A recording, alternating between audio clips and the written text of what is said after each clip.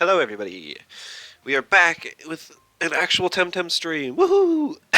Not that Dragon Quest has been bad, but it's been like a week and a half since I streamed Temtem, so it's been a little while. Not that I haven't played Temtem at all because it was the World Tournament, and I I played a little bit off stream, but not a whole lot. I did upload my matches from Worlds to my YouTube, so if anyone wants to check those out, you can look at my YouTube for that.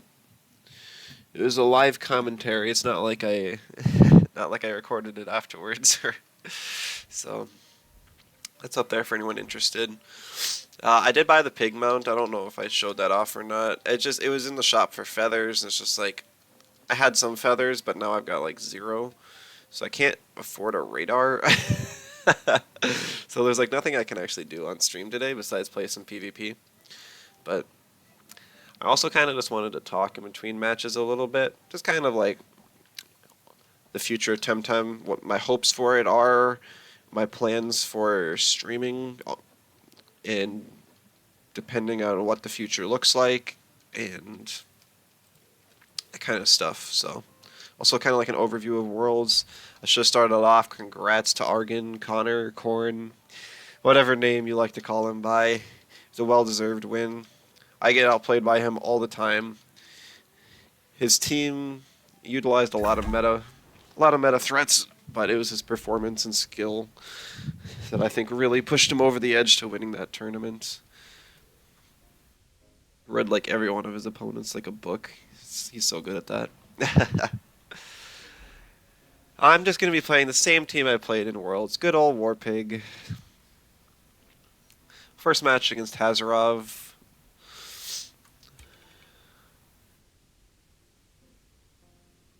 Immediately not a great matchup for me.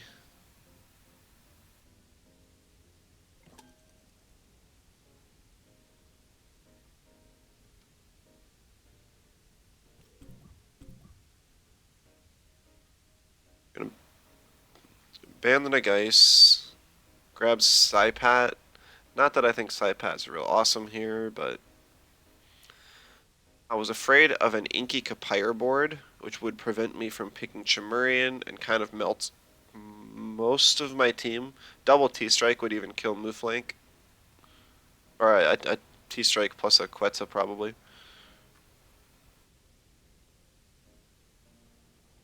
I believe this is a Voltaic Charge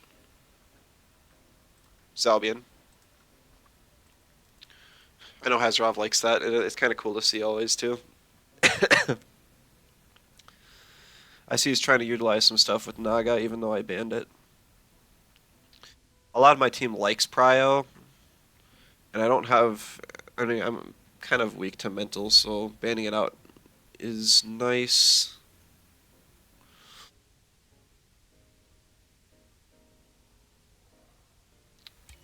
A little curious about this choice here.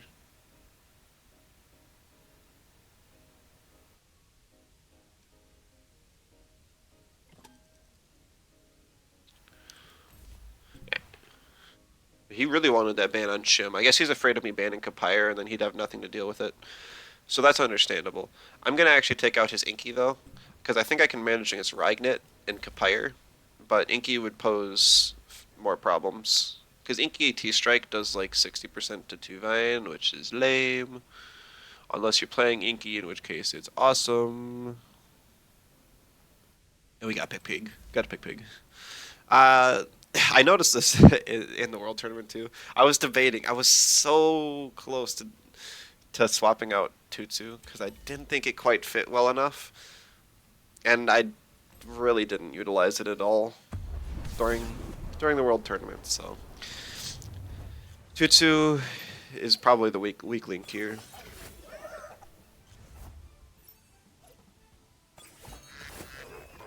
Senpai, hello, welcome. My Saipat's faster than my Mouflink, so there's no point in using Bastille Charge. I could if I really wanted, going into Nox Bomb on the Zalbian. But I'm so afraid that he'd swap to Platamus, and then I'd kind of whiff. But I guess even then I can just finish off with a Nicho. My Mouflink with Prio does outspeed. He does swap to Platimus, but that's fine. Only thing it really does is allow him to get 2 soul shots off on my move flank, so it's more or less a move flank for Platimus trade. Which I guess he didn't need Platimus much, considering I got 3 wins in the back.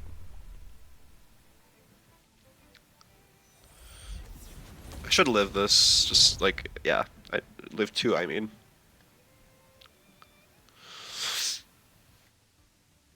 He doesn't have an electric, so he doesn't have Rotten Goose synergy. I might actually want to take out the Shell Ant, because if I leave it alive, it'll get Kesekatame available.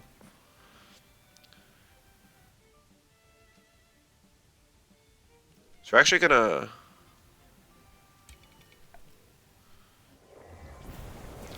yeah, I should have expected that.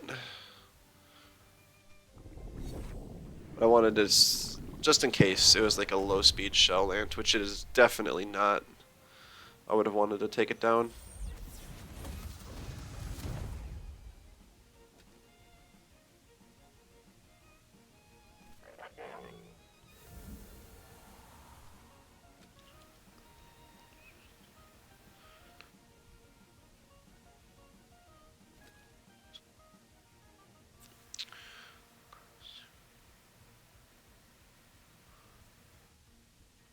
Yeah, that Kesekatame just screws me over. I could threaten a swap to 2-Vine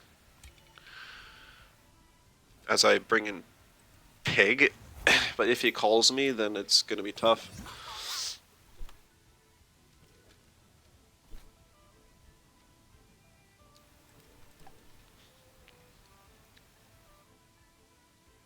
I'll have to predict a Platimus swapping here for something, maybe thick skin or older. I don't know if it's thick skin or not, but we're trying.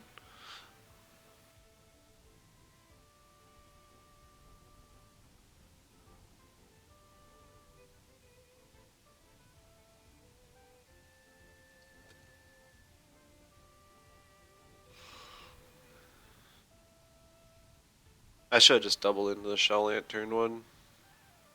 I'd be in a much better position.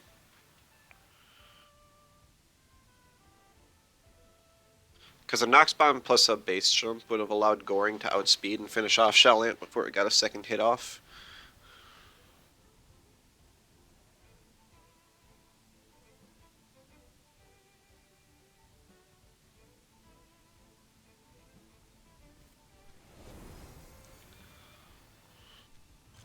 This gets 2-Vine in my left slot as well, so I would be able to...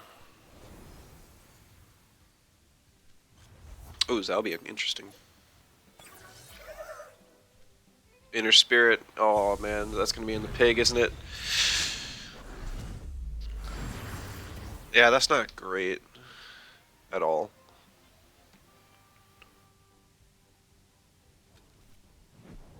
He gets holds off his Zalbian now too, which is kind of bad.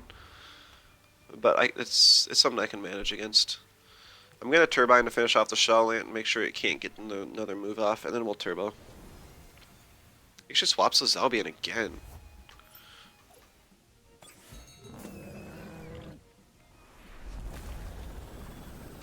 Alright. Alright, this helps me get some tempo back at least.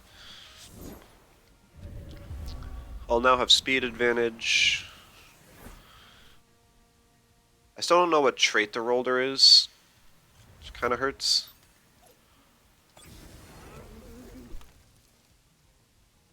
So I could do some, I guess I could like H-slap into an Oshidashi under the Rolder.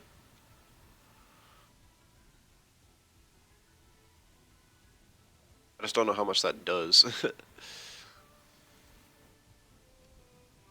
The only reason I wouldn't Feathergat or Boomerang is because it could be Thick Skin, which is an effective resist.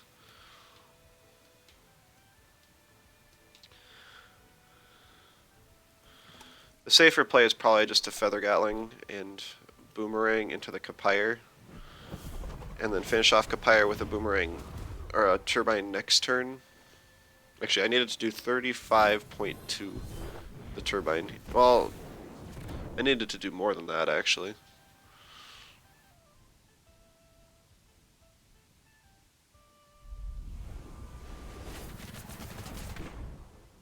It's going to be close if Turbine does it or not because of the friendship boost.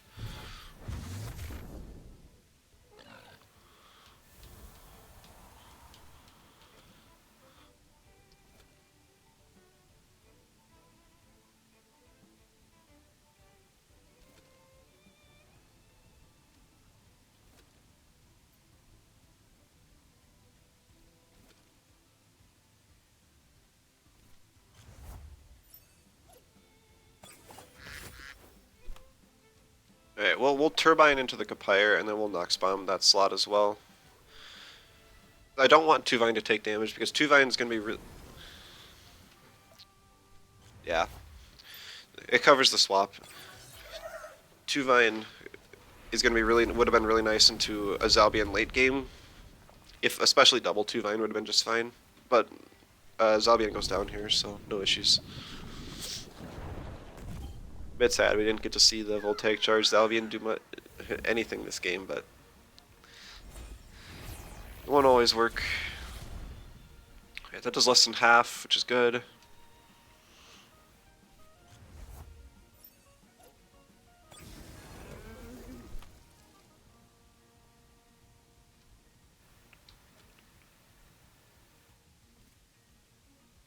Alright, so this is where when I Feather got the Capire and then swapped to Mimit. I think it's been 3 turns. Rolder does not have Tardy Rush, so it is thick skin. It would have been a little bit risky if I made that call and was wrong, because then Rolder could have been able to Drill Impact and then Goring and probably outspeed and finish off my Psypat before I got another move. He does get another Quetzal off, which does suck. But I needed to sack something, and I didn't want it to be Psypat. I was kind of hoping he'd do it into the main Tuvine, so that bait would proc. But no such luck.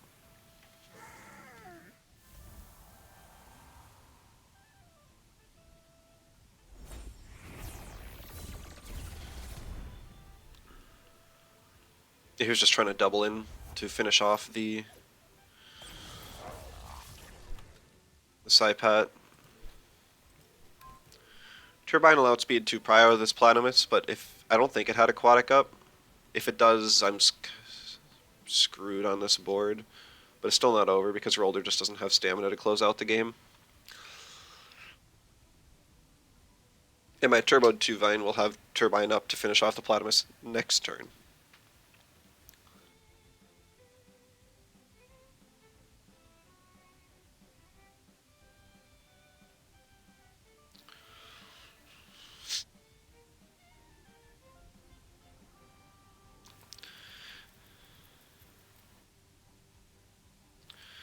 It may or may not be a shorter stream today as well. Just looking to play a few games, but I got some homework to do. Finals are creeping up on me, but I still want to put out some content for you guys. And I'm playing the game myself, so why not?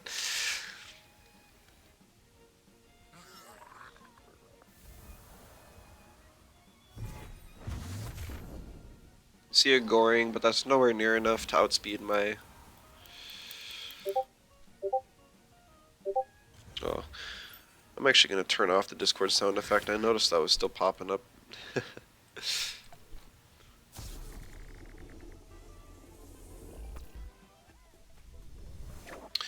Warwick, hello, welcome. I'm doing pretty well. It's playing some PvP with... I don't really have any background because I don't have feathers to buy a radar because I bought the pig mount in my shop.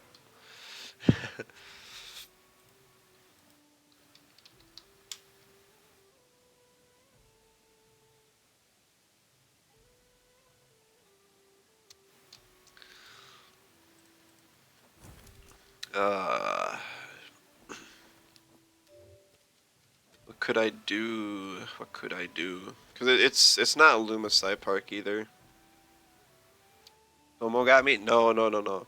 I felt like I owed Pig something for being such a fun Tem to play this patch.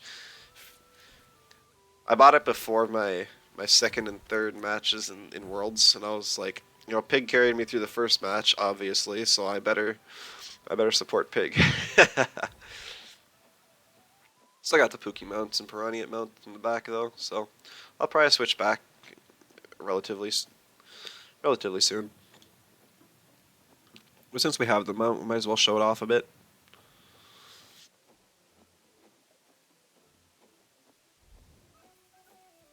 Yeah. Yeah, there's not really much to do besides wait around for queues. Go to like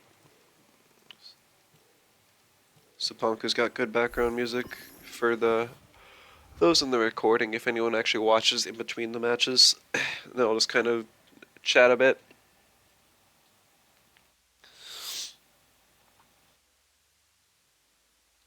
I know that there's quite a bit of stuff to say, or at least I think there is. I mean, we just had Worlds, and I haven't actually talked to you guys since then much.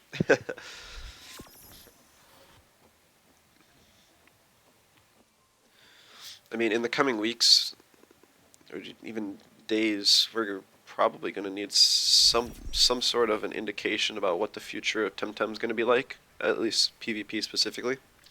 I tried to throw out a message in comp chat on the main Discord for Crema, see if I got a response.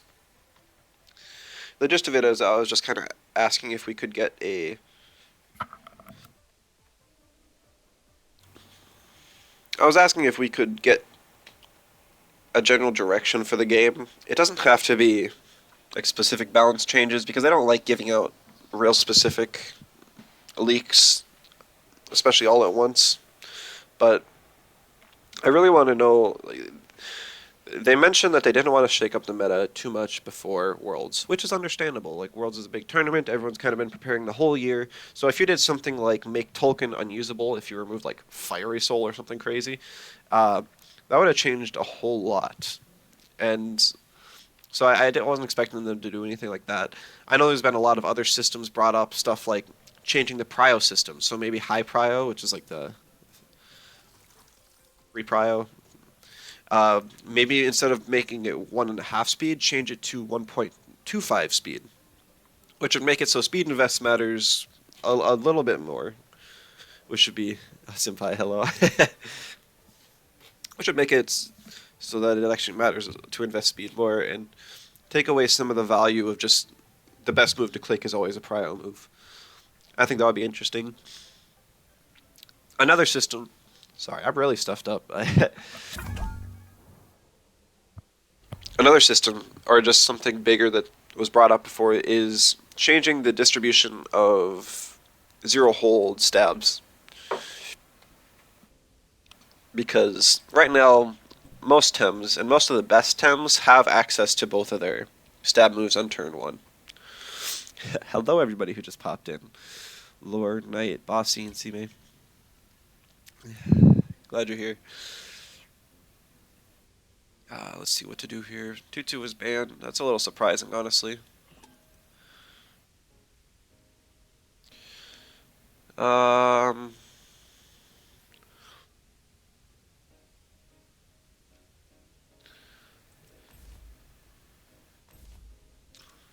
gonna pick 2-Vine. I'm probably gonna go double 2-Vine.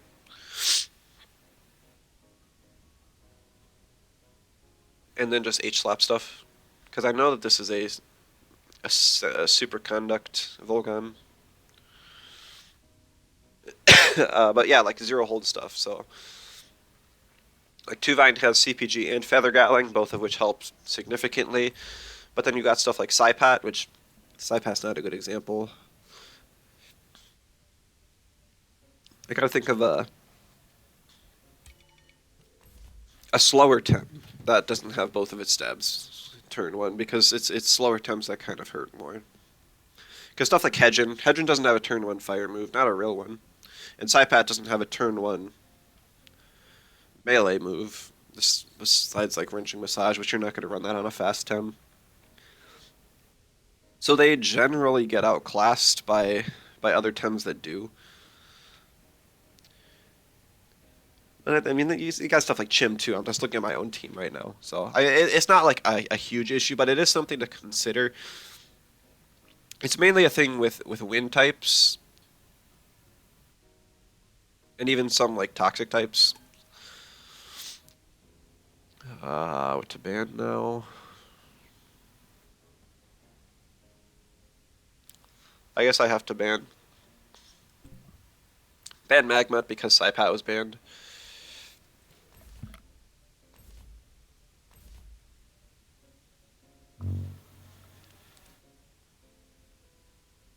Yeah, that frees up Chimerian quite a bit, and then we'll bring Pig. I still don't like Nessa on this team. It's just it's banned fodder. It gets banned pretty often.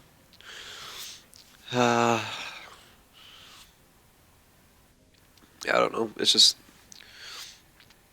because Wind's all having access to Wind Burst or Feather Gatling, at least in the 2Y line, really makes them superior picks to most. But it's also kind of the Wind typing in general. Even if we got a general indication that Kremlin was going to be working on the Wind, Toxic, or Digi typing as a whole, maybe not changing up the type chart because we were told that they're not going to do that. But even if were just they just told us that we're gonna change.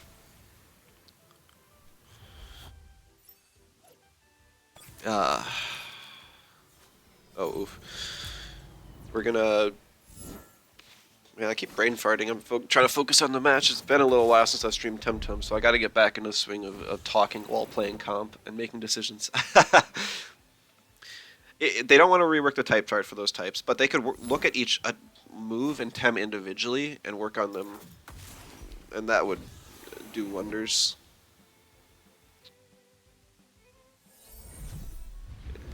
Appreciate a second Tem CS. So don't really need the cash. It's more about community aspect. It also wards off egotistic players. Yeah, for sure. I would love to see something along the lines of a second season of Tem CS. It would be really, really great. That was part of what I asked in my question as well. Because right now we don't have an indication that there's going to be one. And I really hope there is in some capacity. Like, I'm not expecting another full year worth of competitive matches. I'm kind of just thinking, like, maybe you remove the bullet tournaments. Maybe you even remove regionals and just have a few inter-regionals throughout the year.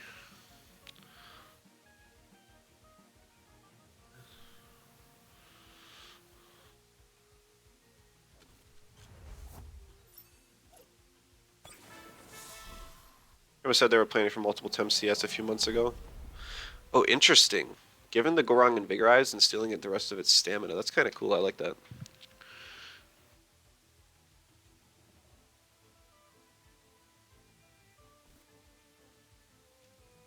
I can't actually lower this thing's defense now because of the Shween.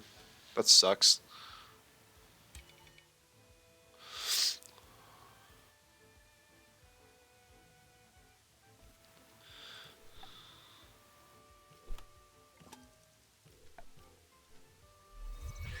Ah, Rush. I should have used... I don't think that's going to be enough damage to OX me, unfortunately. Oh, it's faster. Dang, I should have used Turbine. Guess I was kind of expecting another helicopter kick, so that threw me off. I had nut bar. That's not going to be doing much.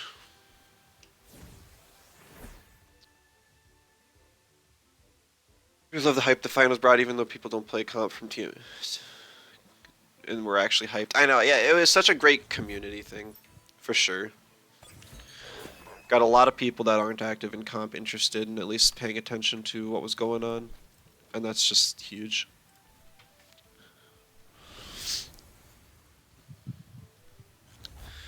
It doesn't have to be money either. It could be cosmetics. They had that whole world set. All they got to do is change a number on it, and they could give that again. It could be Novas, even more exclusive titles. There's definitely options for what they can do, and I just hope that they do something.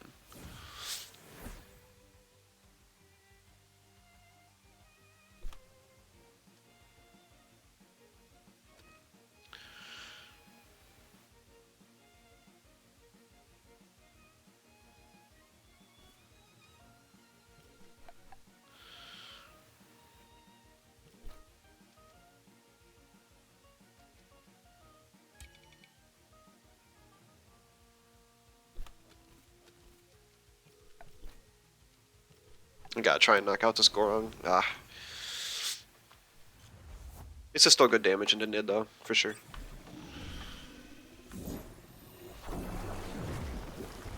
Hope Gaios will finally be playable. Yeah, that'd be nice, wouldn't it? Ugh. Yes, it would.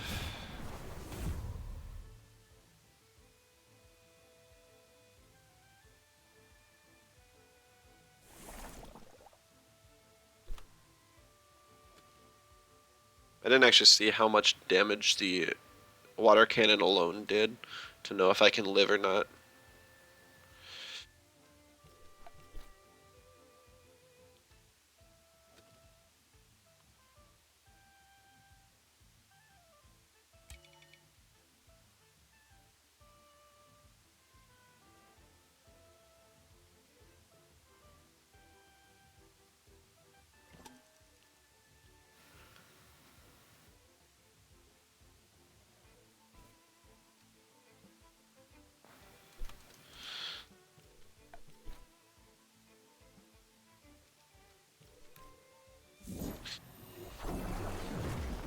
Ah, it was water cannon on the move link.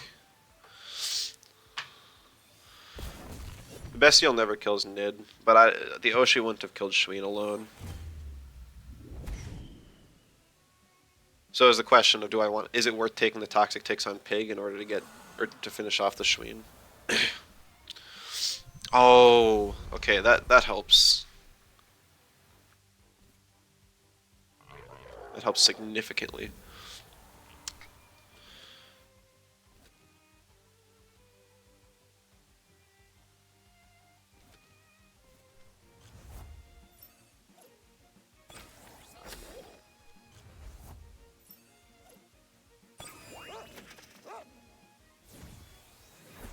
Alright, Momo's good for me here.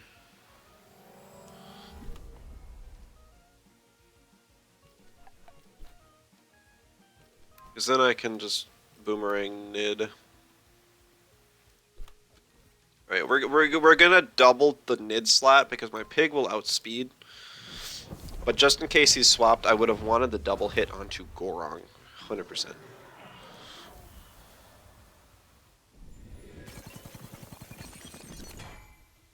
Alright, Boomerang plus CPG will kill Momo. He does have double edge. That hurts.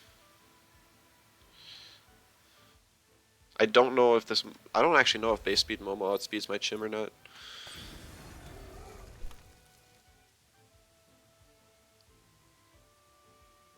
It does.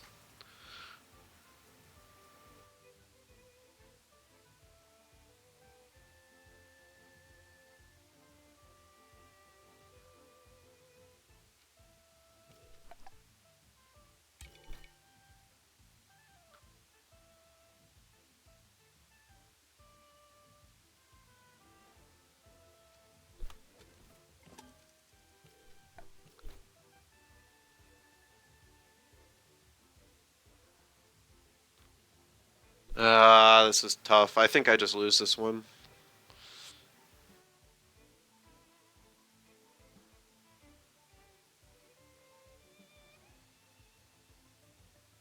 I want to knock out Momo this turn. A Frond Whip, I believe, would do it.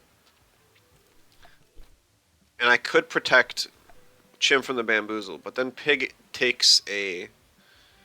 Can very well take an attack from Momo, but if he gets greedy and goes for the helicopter kick, I'd be able to protect Chim, kill the Momo, and have both of my Tems alive. Or if I CPG plus Boomerang the Momo, which I think is, yeah, it's just safer. It's just safer.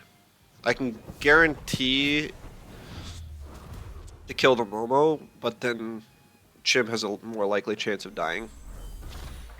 Yeah. Okay. Well, it's what I had to do.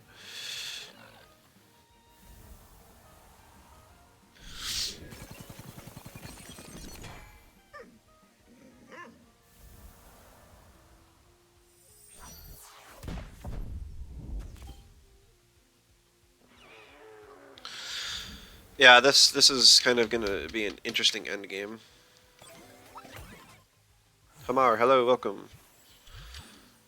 I'm actually gonna need to win from him losing stamina, but I don't think I can ever kill him because he's got +2 in defenses and he's got an up bar.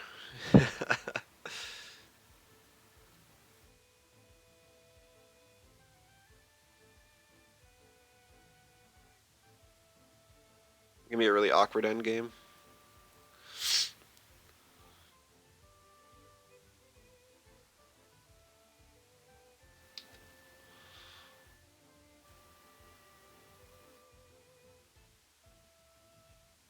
That turn 1 when Momo swapped out, I needed to double into the Gorong.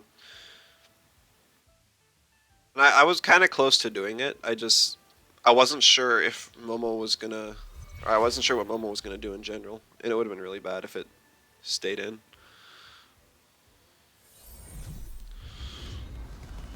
54, that does less than 5%. I'm healing him.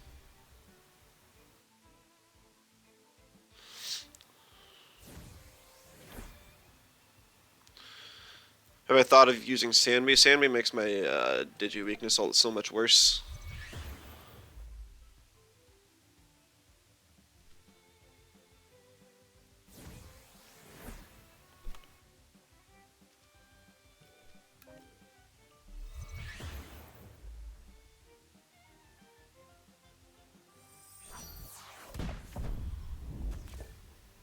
Okay, that does decent damage, honestly.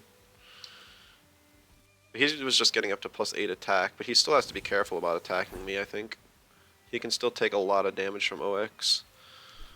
I'm also faster than he is because I have some speed invest, but I have low attack invest, so it's very questionable. As Like Cube, hello, welcome.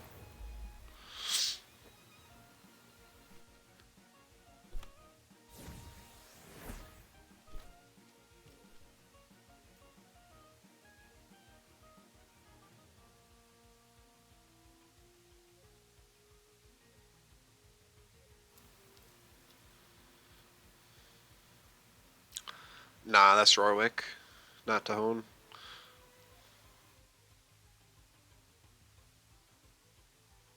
I don't know why he doesn't attack me. A hook kick will probably take me down to like 100 health, even resisted.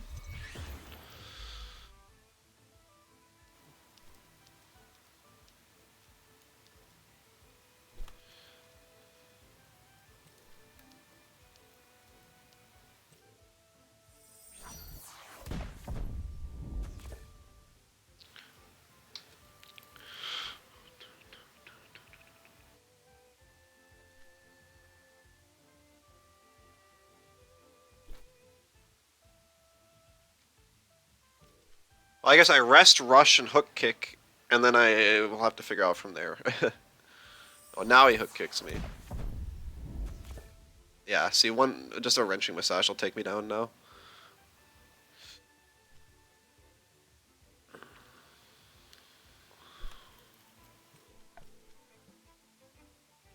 I'd imagine, at least.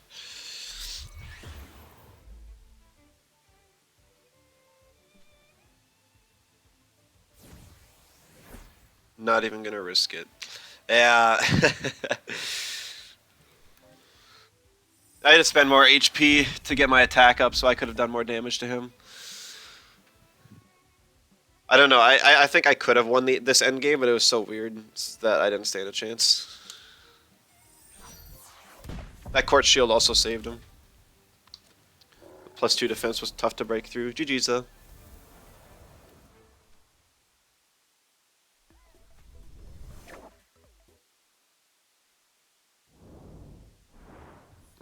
Didn't we win the first one? Yeah.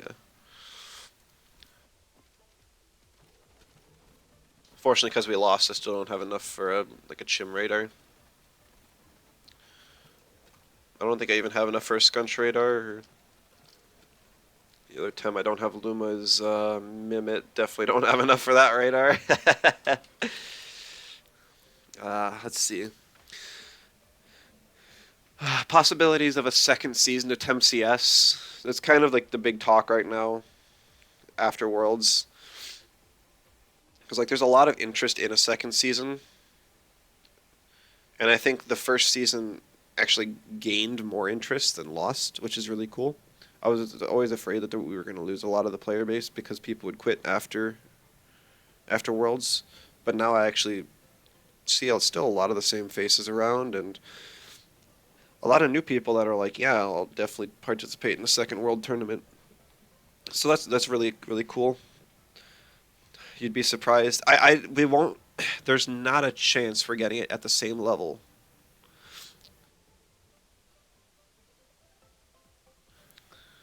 It could be. Oh, I think the bullet turn. I think they'd have to rework it. I know maybe it wouldn't even be like a world tournament, but maybe you just have the interregionals be bigger events. Maybe you have like a 500 or $1,000 grand prize for the interregionals, and then have three of them throughout the year.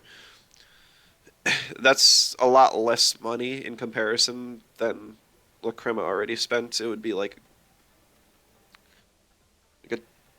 it would just be a fraction of the cost, and it would still have money to like entice players if they really wanted to do money tournaments in some way. Um,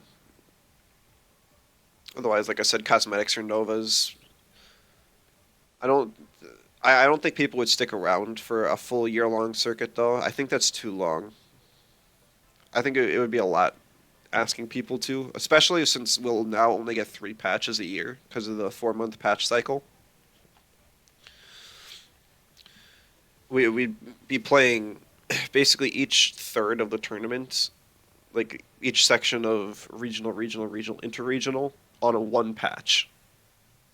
And that could get really bad depending on what the patches are. Going to get. I think they're still distributing the in-game rewards. Yeah, he doesn't have the title right now. He's still got his glowing pants as well.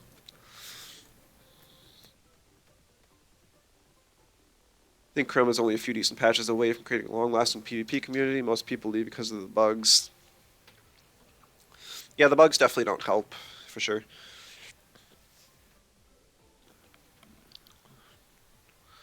I think a lot of people leave, though, because Creme is just not great at dealing. Their PR department's a bit rough around the edges.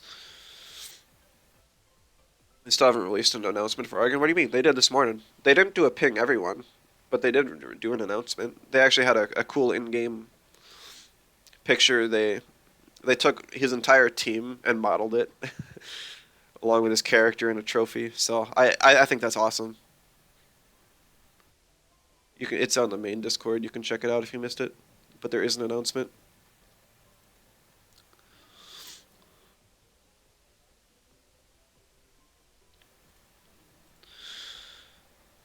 Um,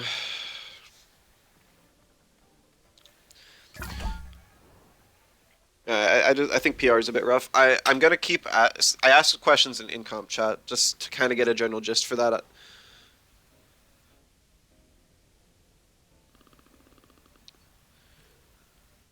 So I'm hoping that they'll answer me within at least this week. If they don't, that means that it's probably not positive answers.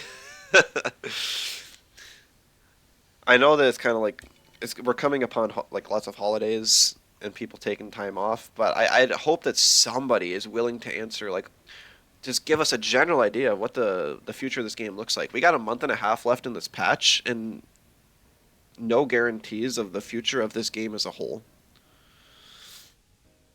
You'll get you're banned on that's right.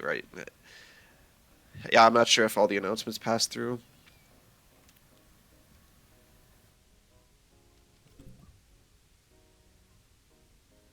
Graphic is sick. Right. It's actually really cool. I'd get that framed and posted on a wall.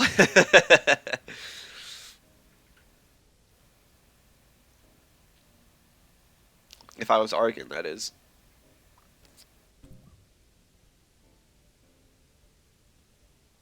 Q2, I guess it's just bandmate too, but when it's not banned, I just don't pick it.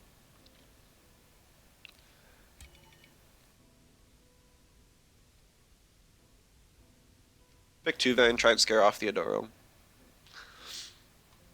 Need another update circle. I don't know if that's precisely what we need, but we just need a new general idea of the direction. I don't want to ask too much because I think that Crema doesn't like to give too much information away or make guarantees. But the last time we got an update from Crema, it was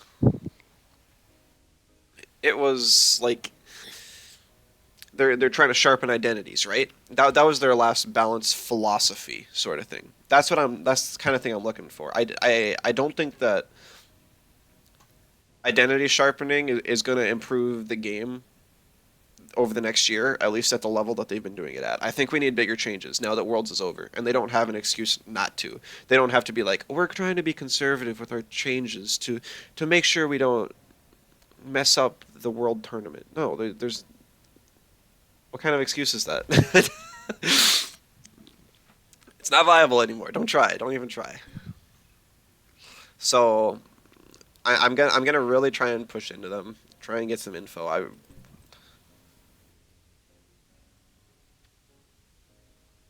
Because if they don't give us anything, it's gonna be hard to play this game a lot. Like I plan to still play at least casually.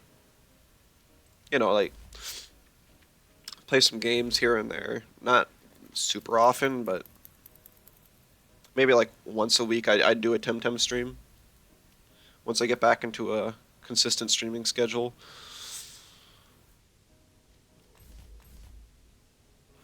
Probably not more than that though. Not if there's no guaranteed future for the game or if the balance patches aren't any better than they are now. I do like this balance patch. But I mean, we end up with stuff like a support like Gazuma being one of the highest damage dealing electrics and wins in the game and on every team. You get a trait like Tireless, which probably needs a rework at this point.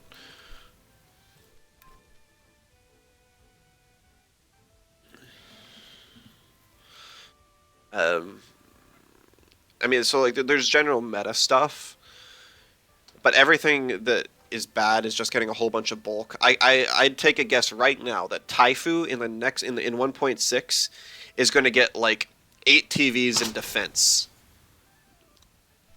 Like nobody asked for that, but anyway, is that going to help Taifu? I mean, sort of, but uh, I don't like that as a balance philosophy. Patter, hello, welcome. What are we discussing? We're just kind of just a lot of stuff. A little bit of a review from Worlds, kind of great. What is this? Is Axe's ult?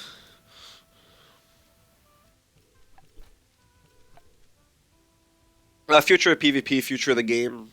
Kind of like what possible balance directions the balance team can go, what I'm hoping they'll go, my future streaming plans, more or less.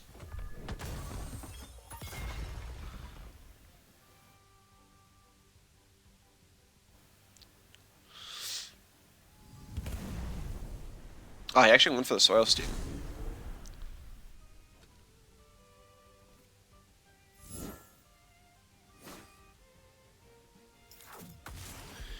Huge buff, plus 8 defend, 1 help all until a lot of stuff comes together and becomes a stat bot like Tatter and Roll. Well, that's kind of the way that they've been going with balance so far. And I want some information on if that's going to be the way things continue or not. Because, I mean, more or less, Gazuma's just a stat bot at this point. It's as bad of an offender as anything else.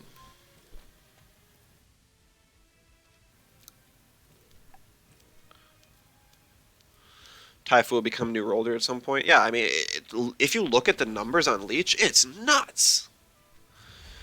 Like, 35% healing on what can be like a water cutting Lily strong move. It's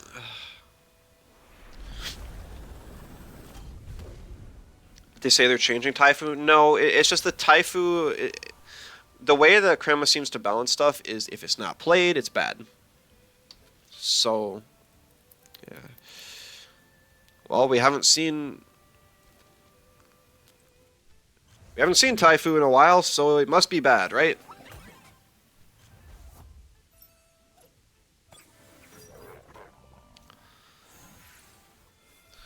And I mean, it didn't get played in Worlds, so definitely bad.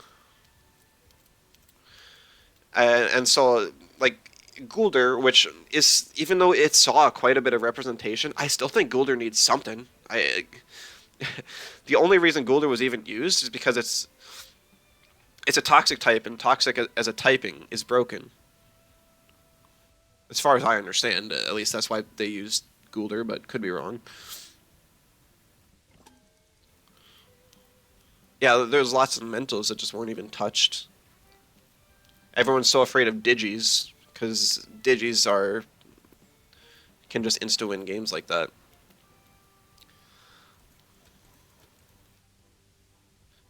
This position sucks.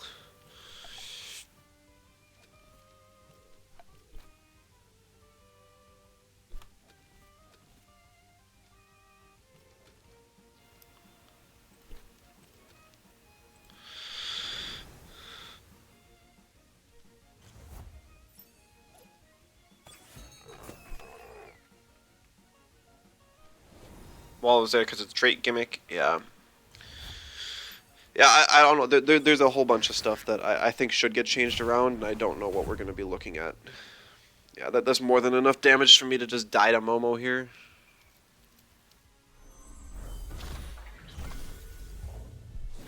Oh, wow, that's not a max special attack Momo.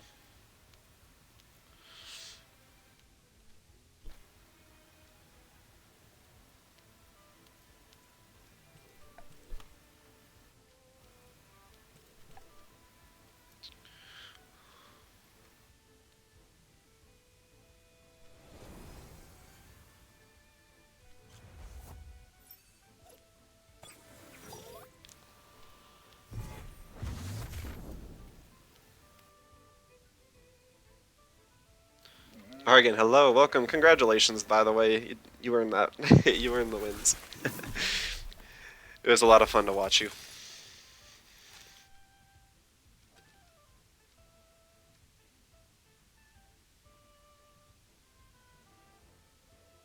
What do you think of the chances that we're getting a season 2?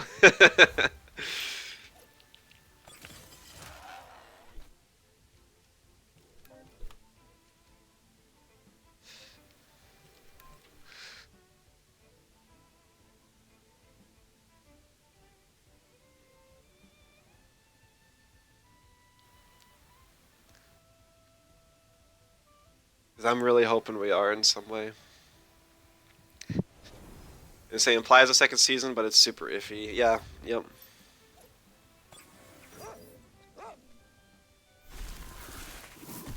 Moala can be very effective with his Hypno into Zen Med. Yeah, yep, Moala's super strong.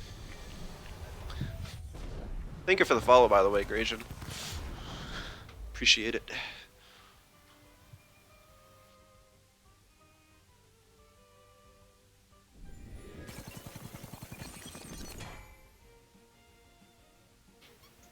If they do it again, I hope they change their approach a bit. Yeah.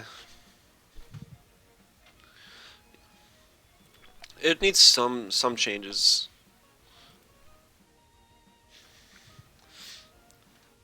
Like, bullets, first of all, should just be removed.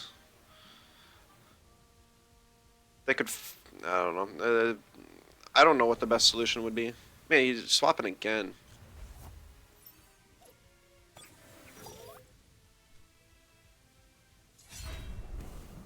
He actually has... hold off of...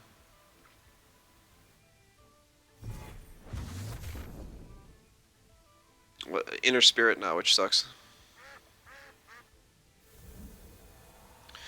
Love more unique passes that teams could be built around, for sure. Same here.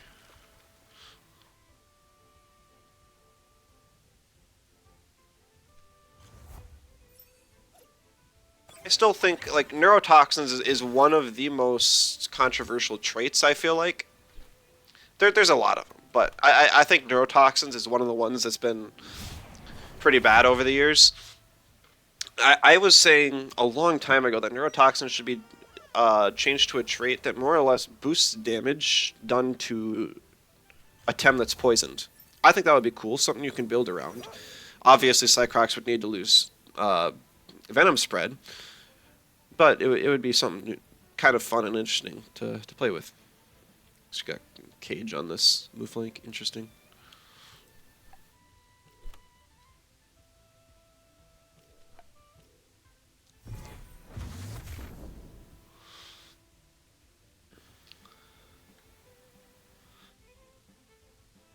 Neurotoxin should not do tactics.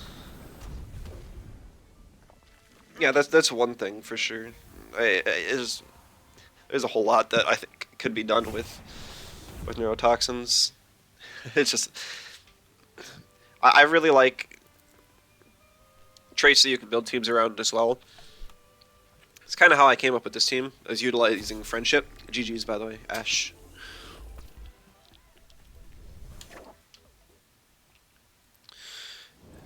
Because I got just some slower Tems that just have lots of raw damage. I've used stuff like Avenger. Avenger's fun, but with all the stat boosts that everything else has gotten, even with the minor one Temtem got in the mid-season patch, it still doesn't even close to compare. Pigment Inverter, Chromion, and Old Iridescence as well. Those I kind of have mixed feelings about the traits, but I think it was cool to have them available in the game. I think all they had to do was announce on entry. It still sucked for pick ban, like so that much. It was rough. In a best of 3, it doesn't work as consistently. But new Pigment Inverter is cool in theory. I think neutralizes a status that's really under available, and it has a lot of potential. But on a glass cannon, it's like trying to turn Inky into a support Tem. It's like, well, why? It's actually kind of funny because they gave Inky Sparks quite a few patches ago now. But it's just like, stop. They're trying to give Tems more than one role. Like, they're trying to give a Tem both a tank and a support role, both an offensive and a tank role. And what people are doing is they're just using the buffs that people get to that Tem is trying to give them to split roles, and using them to make their already strong role even better.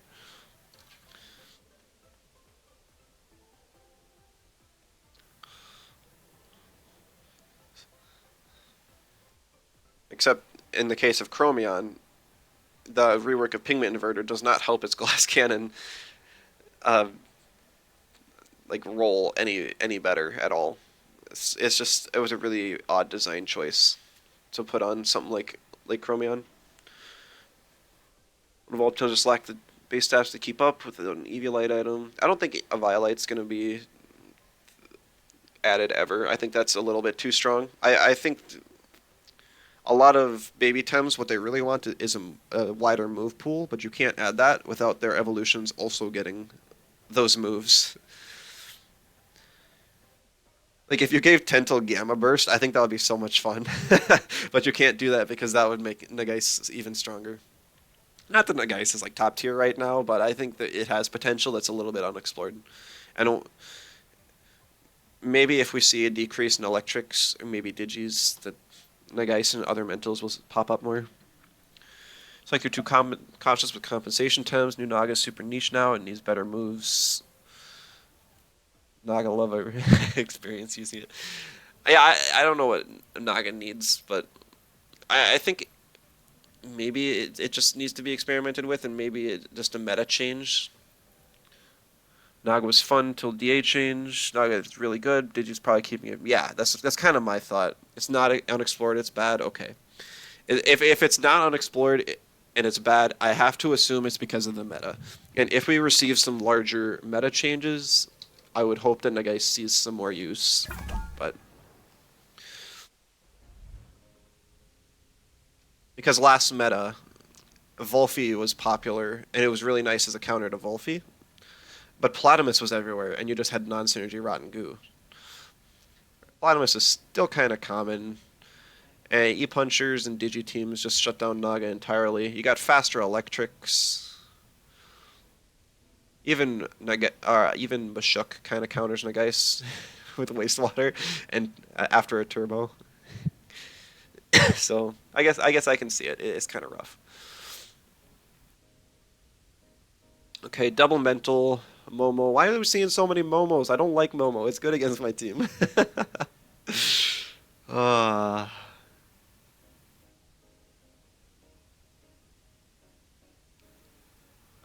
I don't have any toxics to deal with Babua, but it's slow.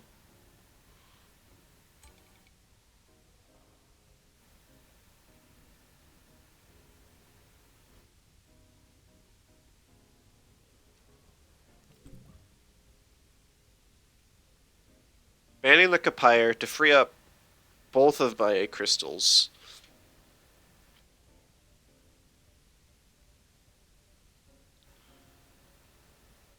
Yeah, ban the. Yeah, that Nestle's totally camo for sure. Ban it. Lulu and Kunder's both on Naga teams. Kunder's swapped off for the Digi matchup. Yeah, Digi. I think Digi, Wind, and Toxic types all need to get looked at. I think that would help significantly.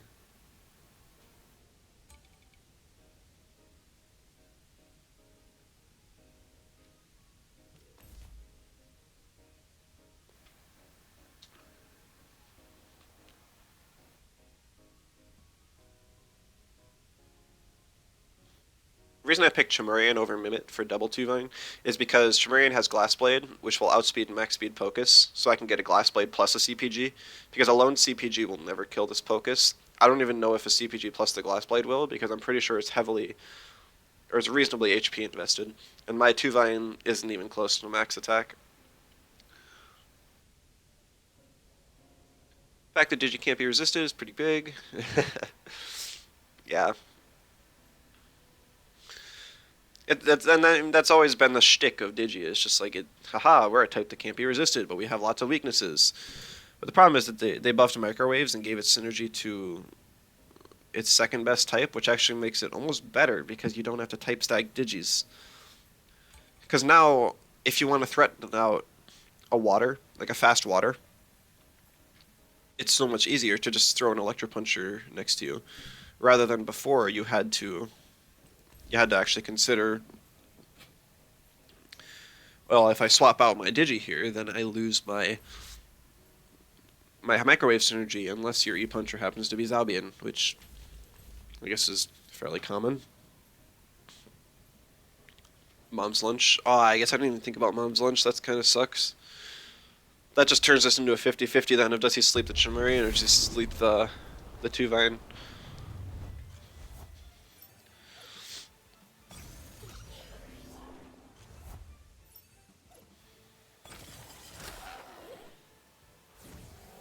Fake beard.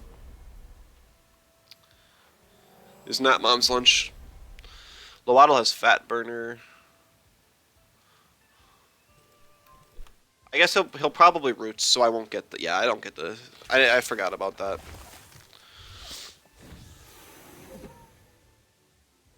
Do play change depending on which one he sleeps? Not particularly. Chimerian Omega Slow.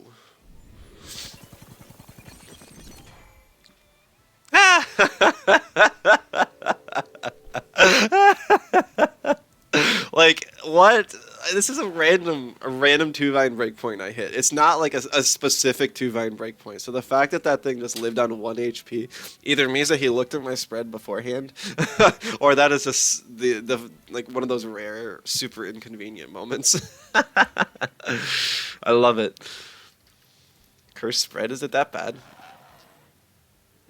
I mean, I have a reasonable success with it. Not as fast as yours, that's for sure. No Spadef.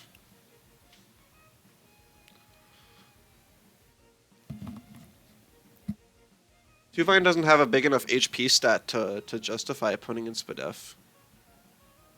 Wait, it's actually creeping yours?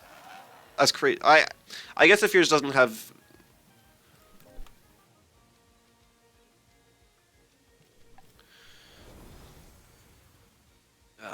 I guess that makes some sense.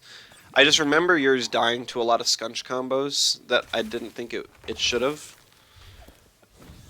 But if it was not, if it was more Spadef invested than HP invested, it makes sense. Only reason mine is this fast is for the H-slap combo with Chimerian here. CPG due to base HP focus. I'm not sure. I don't think this is a base HP though.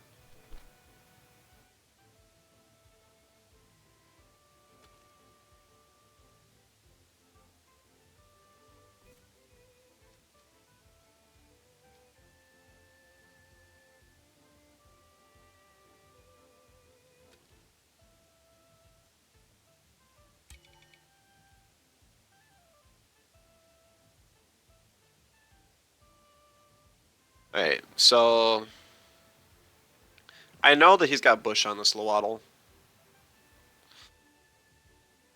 I've faced him before.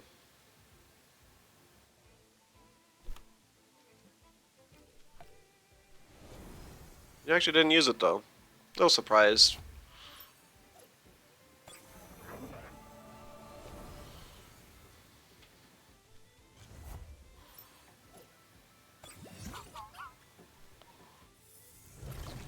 Drool on the side. Okay, I didn't attack the Volerin, so whatever.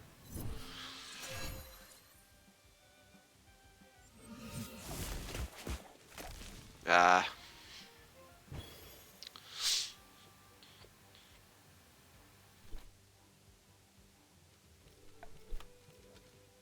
I don't even know if Turbo's worth it, honestly. Like, I could Turbo Sharpening, but that only gets me back up to the base speed on Shim because of the roots and the slowdown. I wish I brought in Mooflank now. I didn't know he was going to swap out on the Lowaddle. Then I would have been able to Bestial Charge and it would have been just fine. Alright. What we're going to do. We're going to just protect the Chim from whatever potential shenanigans. Wow, okay, I wasn't expecting a Blizzard. I was expecting a normal Prio move to outspeed, and I would be able to avoid the Lowaddle attack.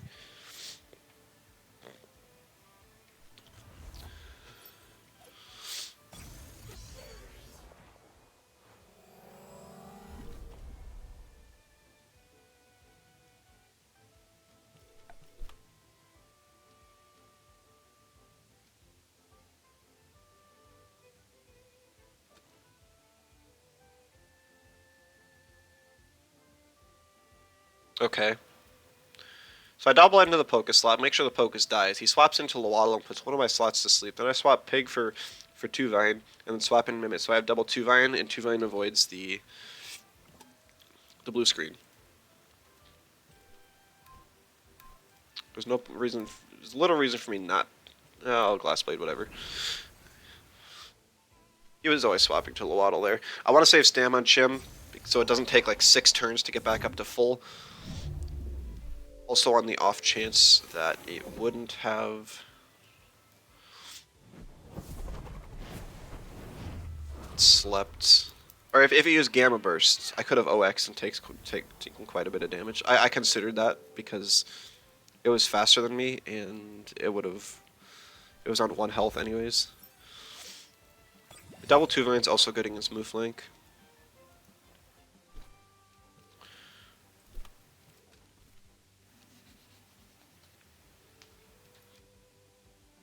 So normally my Chimerian's actually faster than my Pig, but because of the -4 speed, my Pig is indeed faster than my Chim. Yeah.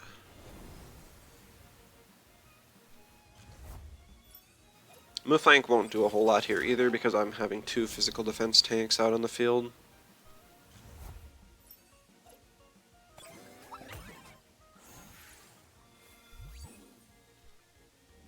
Ah, okay. Mispredicted that one, for sure.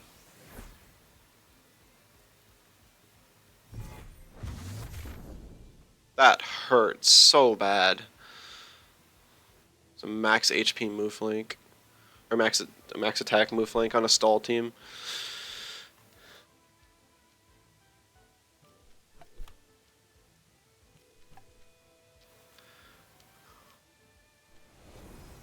She swaps the Mooflank.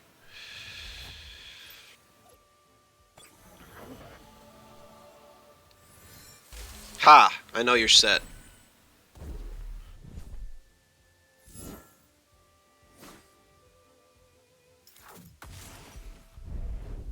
But at the same time, he's just waiting for my bait to run out, and then he's going to blue screen.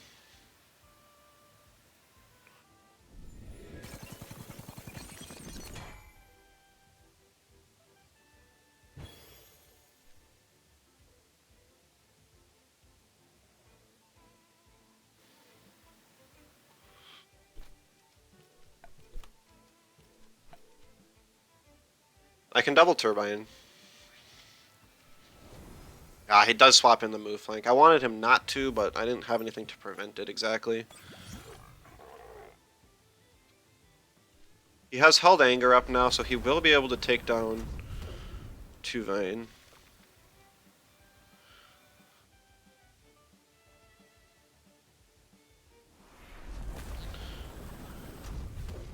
He's not in range to die to a second Penance, which is a little unfortunate.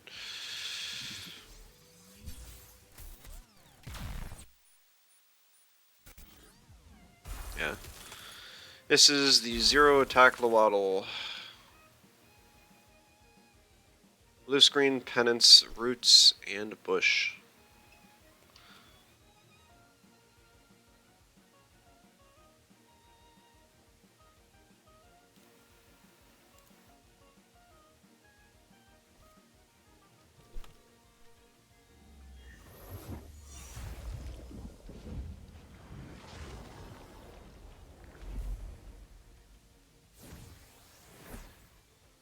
His Mooflank will now one-shot something every single time it attacks.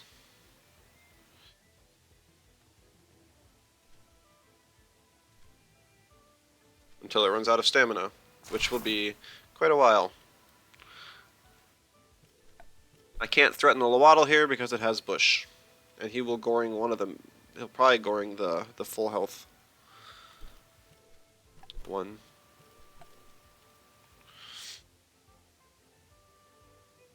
Yeah, I should have just banned the Lowaddle and dealt with everything else. I always forget how much of a problem the Lowaddle is if you don't have anything significantly faster. I could have brought in Psypat to finish it off, because I don't think he banned Psypat. Really, he stayed in him. I could have doubled in and finished off the Lowaddle then.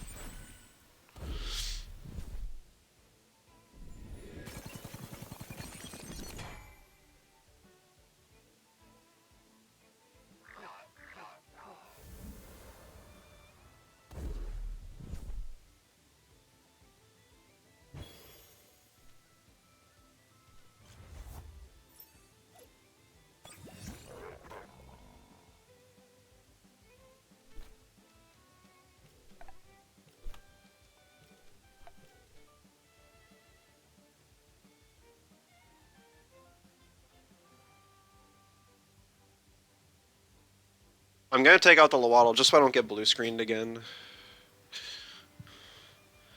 But I mean, this Mooflank is just... When you swap out, you should not get rest stamina back. You should not.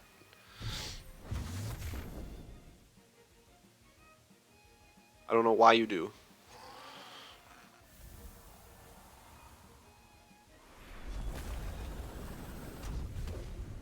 Alright, Lowaddle's down. No more blue screen, no more Bush, no more garbage. Scry Mooflank? Indeed. Indeed it is.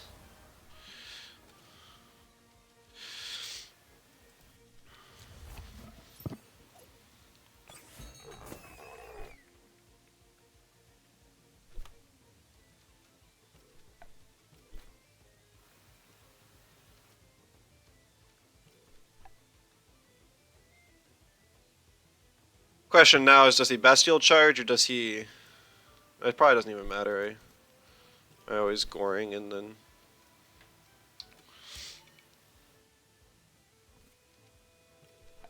And CPG. It's like a max speed, max attack move flank too. It's so weird on a team like this.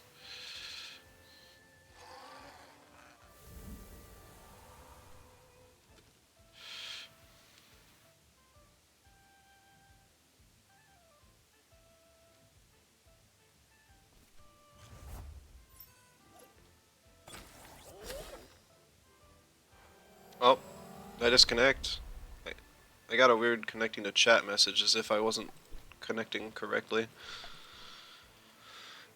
He should have to held anger Chim, yep.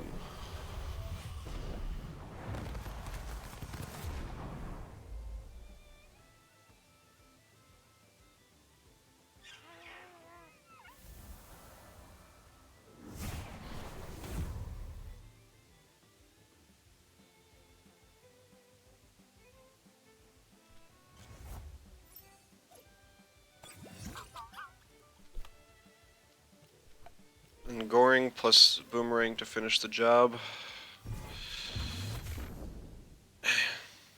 Pig getting the last kill. Let's go. He did OX, so I was okay anyways. He just had... That move flank just had too much to do. It took out like 4 of my Tems, but... If he had a bit more stamina on it, it would have been tough, or even more bulk. GG's. I am like 1 win away from being able to buy a Chim Raider.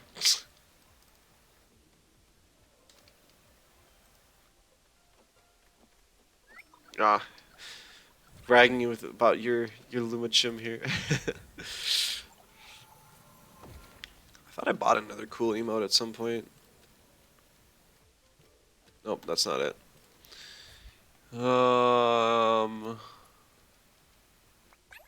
The bot one's down here. No. Yeah, I should have this one somewhere. Be better than the popcorn.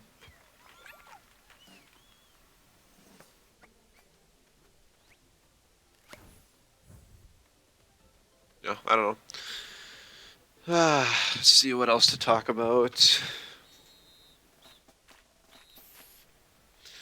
I guess something I'm a little curious about is the win rate for orange and blue side for the world tournament.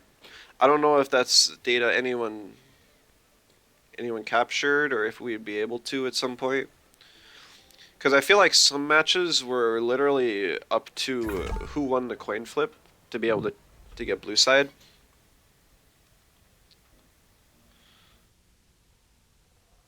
But at the same time, it's just like when you get the world tournament and lots of people are similar skill levels, you'd think it matters less. But at the same time, those little tiny advantages that you get make the skill gaps higher. So I don't know. I'd be curious if anyone captured it or would be able to. Might be hard for a lot of the loser bracket matches though. But even if we just took the winner bracket. Right, Tuvine got banned this time.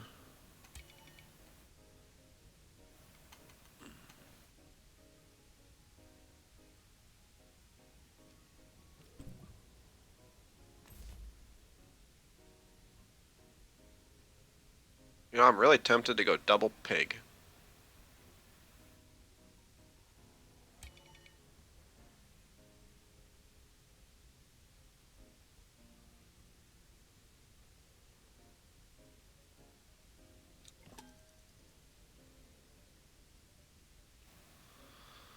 I guess just pig Tutsu works.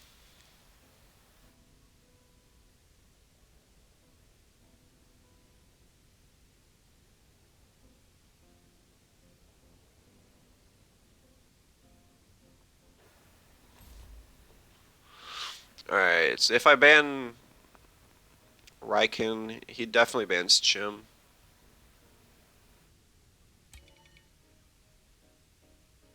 I can ban Momo instead, though. Then Saipat's my best choice. Yeah, which he acknowledges. Makes it tough for me.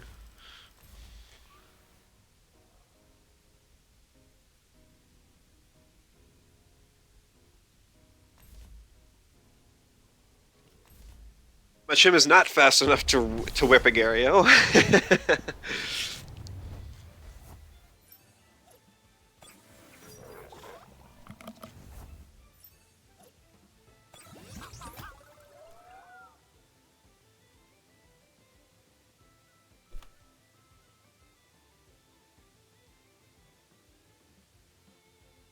Just played a lair, started with Scara and Air Chromion, just Iser and Grumper. Oh, yikes.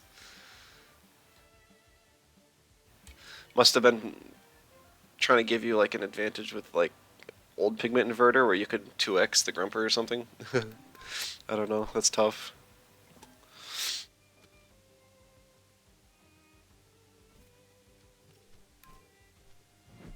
I gotta see if I can beat down this Adaro. It seemed borderline squishy last time.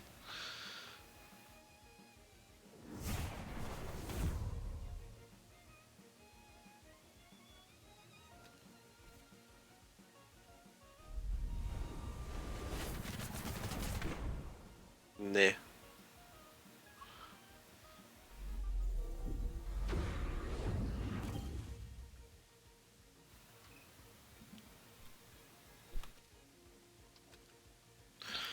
Could turbo, but I won't get synergy unless I swap in Mimit.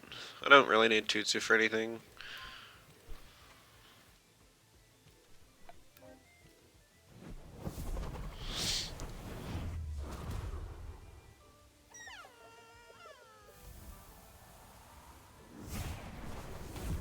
Yeah, he just held Goring since he was faster.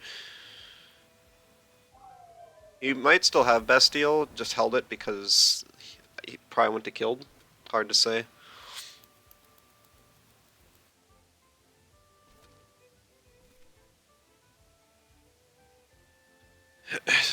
Since he still has Raikin in the back, yeah. Since he still has Raikin, Moofling's my best swap in here. Marbles Gario, really? That's weird.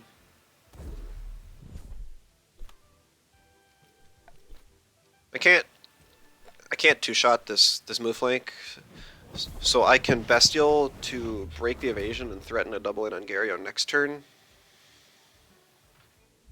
Held Anger.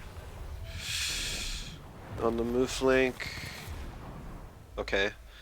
Well, I was gonna say a Soil Steam would take me down, but this Gario doesn't have Soil Steam. Because it has marbles.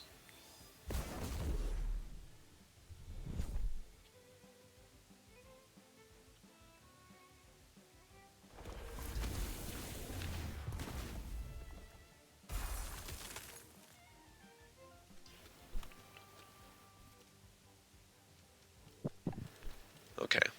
Here we go. What? What?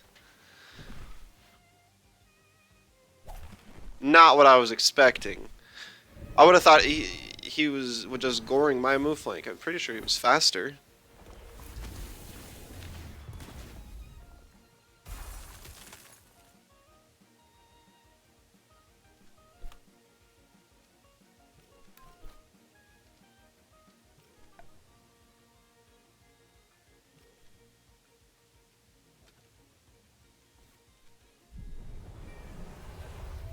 Any kind of elo decay for inactivity. Really wonder why it came out gold 3 after placements with 10 no and number 12 the last time. I'm not so I really thought that would kill. That's a super bulky Gario. That sucks.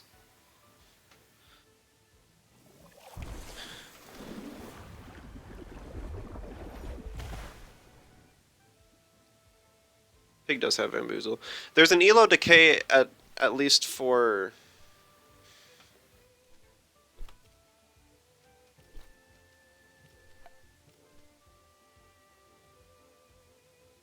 I should have stolen his Gario with my Mimit. Ah, that sucks. He caged again, probably to prevent that. I didn't even think Gario's so good into his own team. There's an elo decay for Diamond and Legend. I don't think it happens if you don't have your placements done though. But the way that the calculation sets happens at the start of each season, you lose quite a bit of your elo.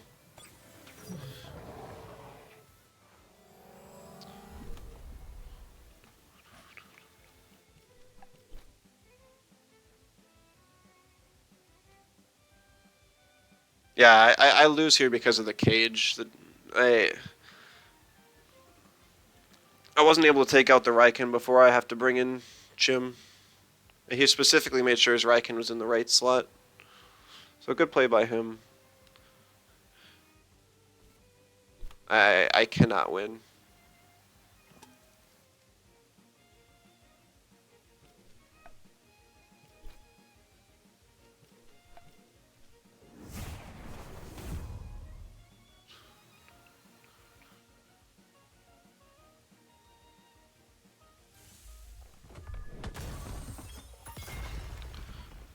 Well,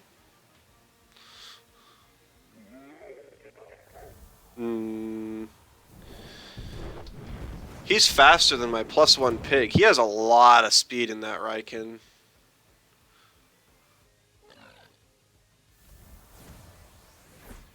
Most people don't run speed on their Raikens. And they make it super bulky and to scale with offenses.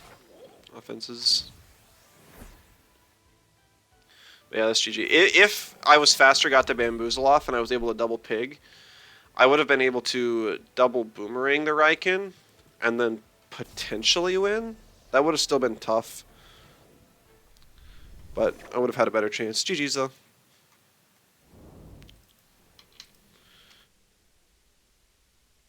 Speed HP probably the way. Based on how much damage the Raiken took from the base jump, I think it's probably a lower HP invest, probably only 200 or 300.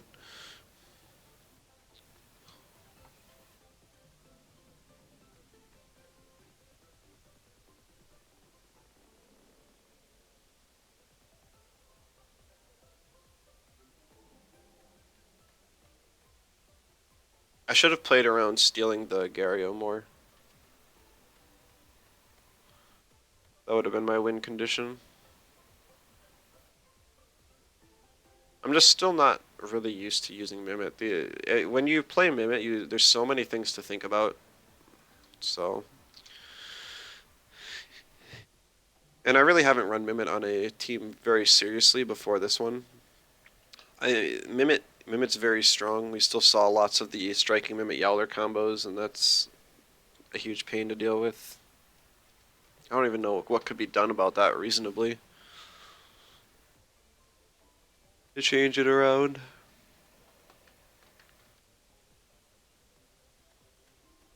It'll probably just always be something you have to be wary of. I guess the best thing you can do to deal with the Mimit Yowler boards is to have a mental. But we can't run mentals right now without dying to digis, electrics, crystals, and those types are just everywhere. You just mainly digis, but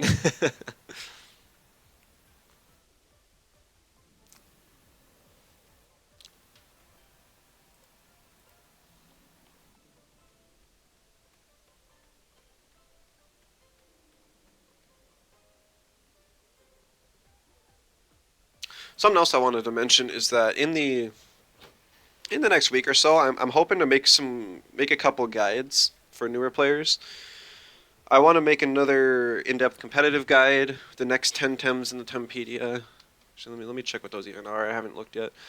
We did all the way up through Amphitheres. It'd be Mudred, Taifu, Whiplump, Skunch, Mooflink, Roldert, Nageice. I wasn't counting, but it would be the next few. And then I also wanted to make a speed tiering guide, since that was requested by one of the viewers. I think it was Gnome Dolph.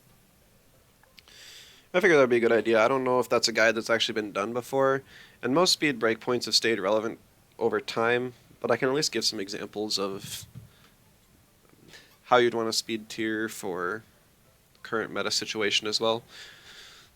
So if anyone's interested in those guides, just check out my YouTube in the coming week. Otherwise, I'll probably mention on stream when I've got them done too. Now that Worlds is over, I'm able to have a bit more time to focus on stuff like that rather than wanting to practice. And also, I'm kind of finishing up with Dragon Quest as well.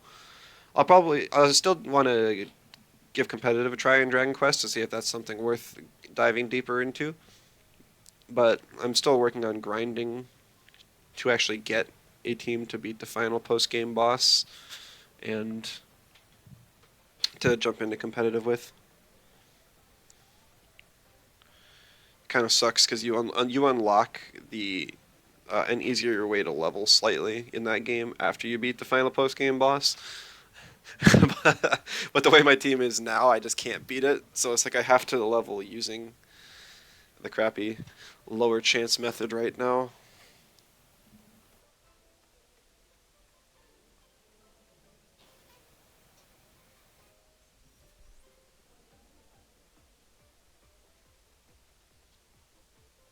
I've also been looking for maybe another game to play just in case Temtem kind of goes downhill or just gets bland for the next month and a half while we wait for next patch without any announcements.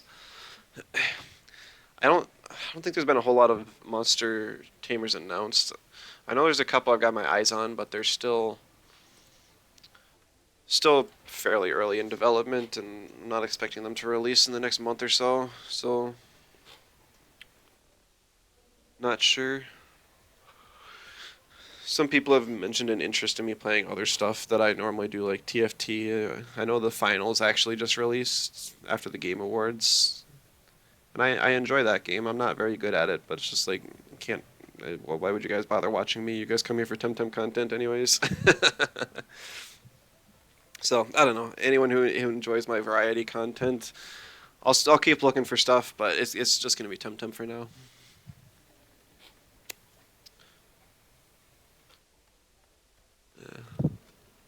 Unfortunately lost, so we don't get the feathers. I could go do a dojo rematch, but I don't even have a good dojo rematch team. I threw this pro team together because it's one of the only teams that has spreads that are reasonable over the patches. So I don't change my pro team spreads around at all. This team is a lot less viable now that the birds lost Nox Bomb. Also, Magmut and Scaravolt are kind of rough.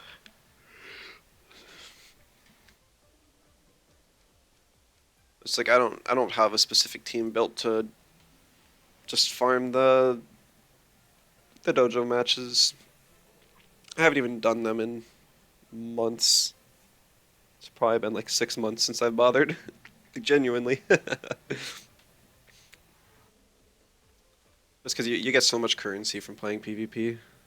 If I wasn't buying so many seals and stuff, and mounts and other cosmetics, I would have way more feathers than this because I have very few. I think I've only got the Toxolotl I just got in one of the last Luma weeks. Yeah, this is the only Luma I have that's not perfect, and it's still got Furt, so I'm not just gonna throw away that Furt. I mean, I've got this too, but this is just drops.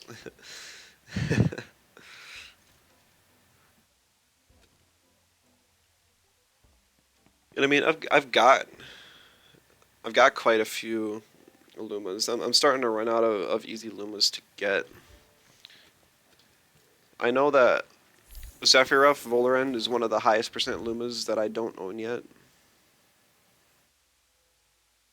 I'm not gonna bother doing a radar for it. I don't use it often enough, and I personally don't care for it too much. But if I do use it, like on a theme team or something, it would be nice to have. A lot of other ones are either low percent or have expensive egg moves. I could probably do Zalbian sometime now, because I have Wastewater, and Wastewater is actually cheap now. I also have Frond Whip, And then I think we got some telekinetics and crystal bites in the club stash I could just buy. Alright, there's a Munko. Ban the Munko. Munko's stupid. Please nerf Munko.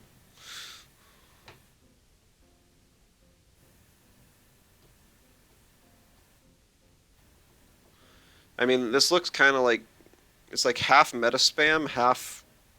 Why is there a Nox on this team? Why do you ban my 2-Vine when you have a Tolkien? I'm glad on blue side, otherwise he'd just first pick Minotaur. I'd want to pick Chim and then picks Tolkien.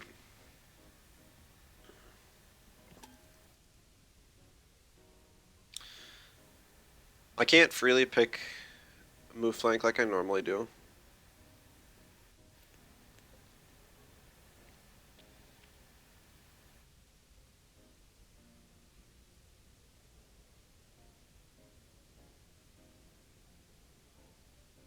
I'm trying to think, what do I even have to stop him from going Tolkien Minotaur?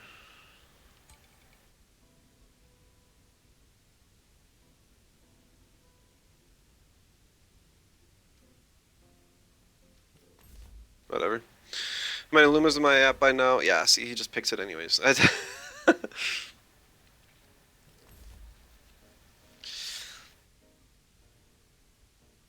See, I got one full box and then 3 rows in another box, so I think that's 25, 15, plus like a couple stragglers that are in my party. So I probably have like 42. 42, I want to say. Banning Shim, because that's his best swap to this lead.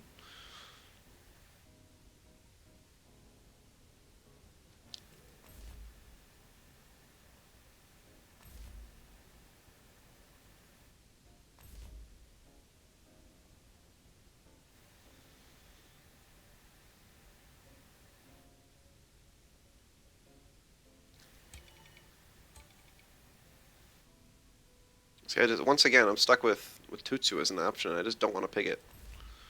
Sucks. I don't like Tutsu. I mean, Tutsu would be better against Osakai, but he doesn't even pick Osakai. He picks the Nox for some reason.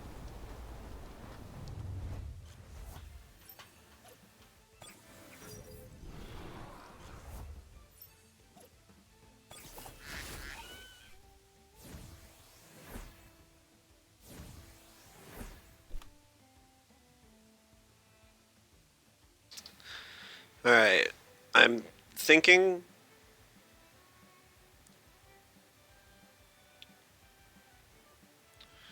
So turn 1, he swaps out Tolkien for Nox, and then just hasty lunges the Psypat.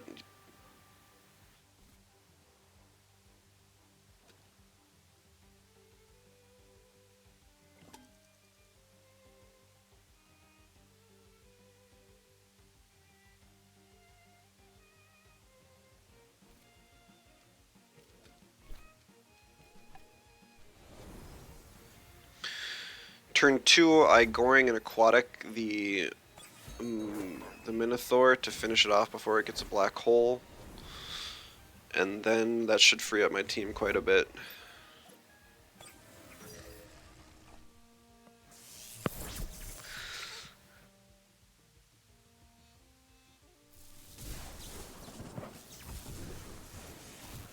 Okay, never mind, it's a tanky Minotaur. And also I'm like, this is part of the reason why I hate Nessa is I made it overly bulky because it just dies if it. And I have speed. Why did I put so much speed in it? Oh, I think it was like after a turbo I can outspeed Hedgen or something stupid like that. Either way, it just like no damage.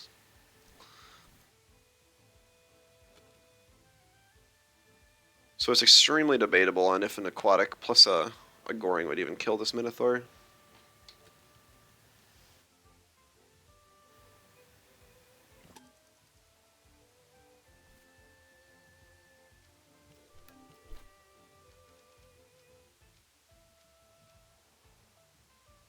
Yeah, not a chance.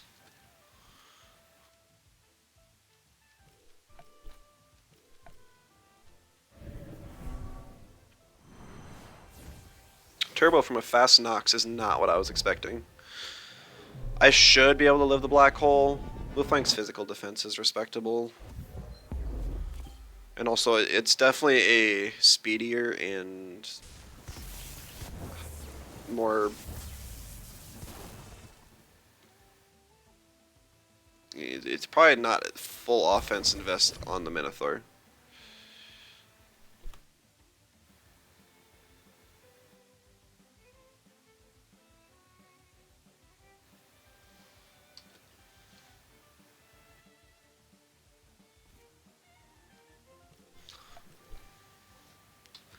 Doesn't have any swap-ins to eat an aquatic.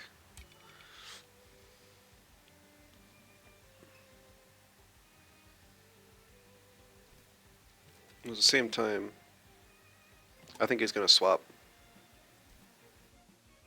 Like that. I don't know to what, but he'll probably swap. That was my thought. Also, the indication that his Nox has first aid kit instead of pillow kind of reveals that it doesn't have narco hit, because when you have narco hit, pillow is the much better item on Nox. First aid kit's what you run if you don't have pillow. Oh, I thought I could live. I thought I could live. I also forgot it was faster than me. The Nox has so much stupid speed invest. It's dumb.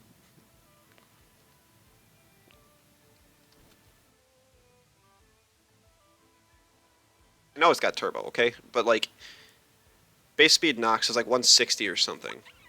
And it outsped my move flank, which is 208. So that's over 200 investment in speed, like 250, I think. I'm pretty sure it's on the lower end of the base 60 speeds. Normally, when you play a turbo Nox, you hit 190, so that with synergy turbo, you outspeed max speed like Ushiara, I think. At least that was an old breakpoint, but it still seems relevant.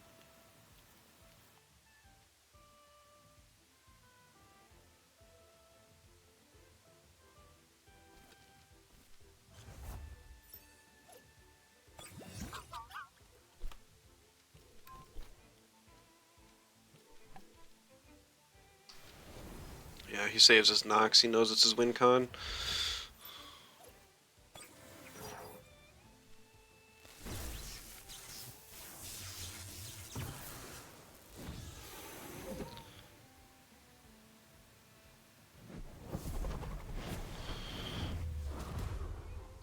Like, Nox kind of hurts me pretty bad. But he's got so many counters to water types on this team and not a whole lot of water weaks. I forget what I banned, but I don't think it was a water weak. And his Tolkien is like the only one on his team. So why do you have so many counters to water types? I do not understand.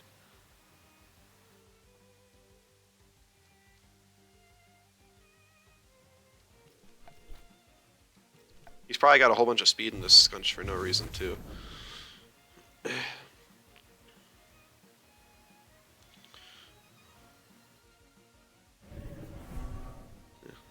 If it even matters.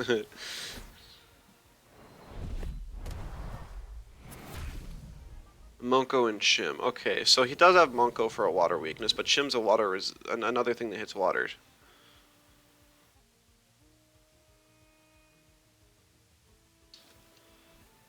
So once again, it's just another like why moment.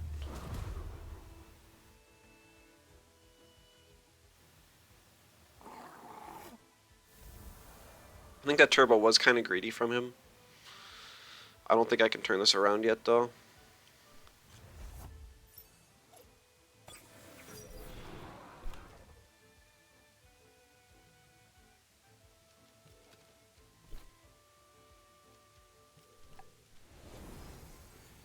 I mean, Mim is just dead. He's probably got a hurricane, electric storm, one of the two.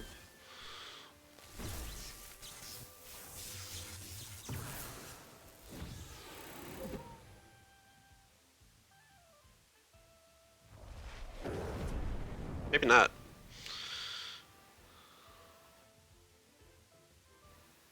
Tesla, Turbo, Tornado. Usually, I mean, there's room for one of the spread moves. He's only got the one digi with Monko.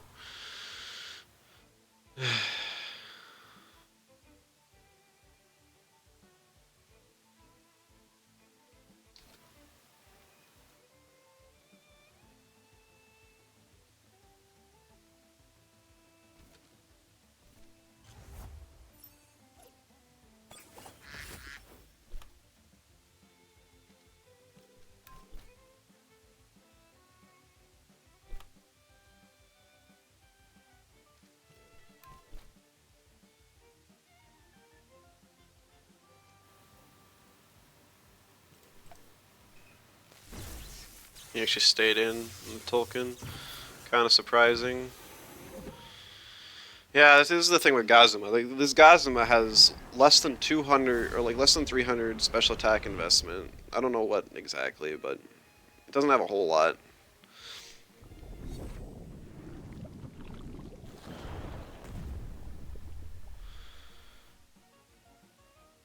And the stupid thing has just so much bulk. Neutral hits just do nothing to it. It shakes him off.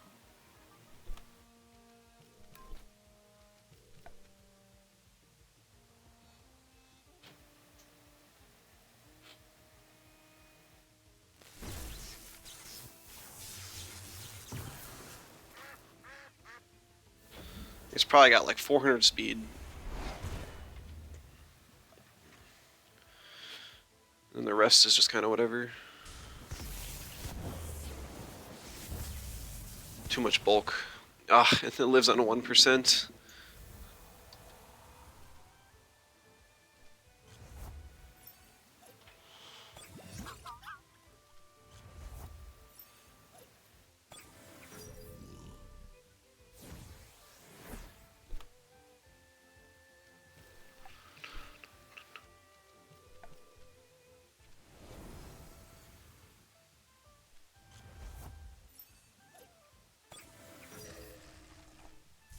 He had Paizo. Not, like, surprising, but just unfortunate. I don't even kill. Yeah. It's an advantage to have 401 HP instead of 400 for percent base damage. You're just saying like odd numbers in general?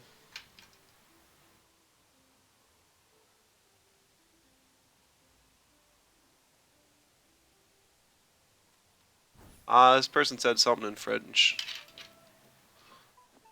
Something competitive. I'm not even sure if they're anywhere near here anymore, but I unfortunately don't understand that. So normally I think things round up. At least with stamina, it rounds up. Damage, I couldn't say. I've never really thought about it. I always just hit specific breakpoints. Up against Bennett, but he's got the Gallios. No! I mean, we don't even technically need to ban Gallios now that we're not actually practicing for the World Tournament. But it's a mental, so I still kind of want to ban it.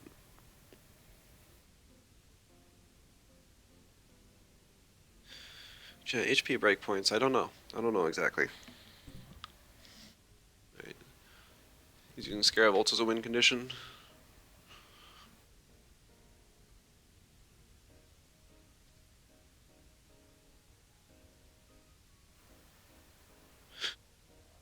Yeah, this isn't that good anymore since the transient nerf. It pretty much only, well, because they removed transient, but they removed a hold on his signature as well.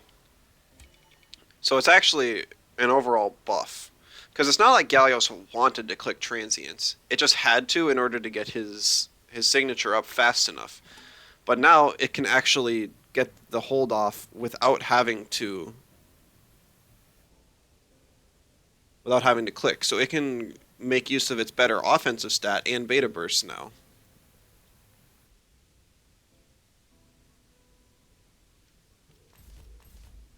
Use the prion signature. Yeah, it's not, but it's still like it's basically Quartz Shield, and you're just going to be using it on your ally. It's not often that you'll get the damage resist from it anyways.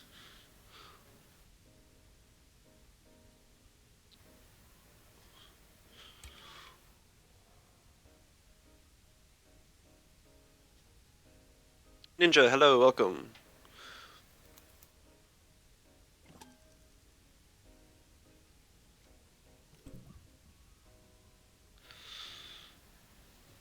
There's another Nox on this team. I still have wins available this time at least.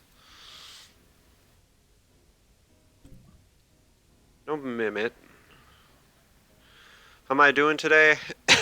My cold's actually gotten a bit worse, so that's unfortunate. And I'm having some issues with laundry. But I'm here streaming and we're playing Temtem. and that's good.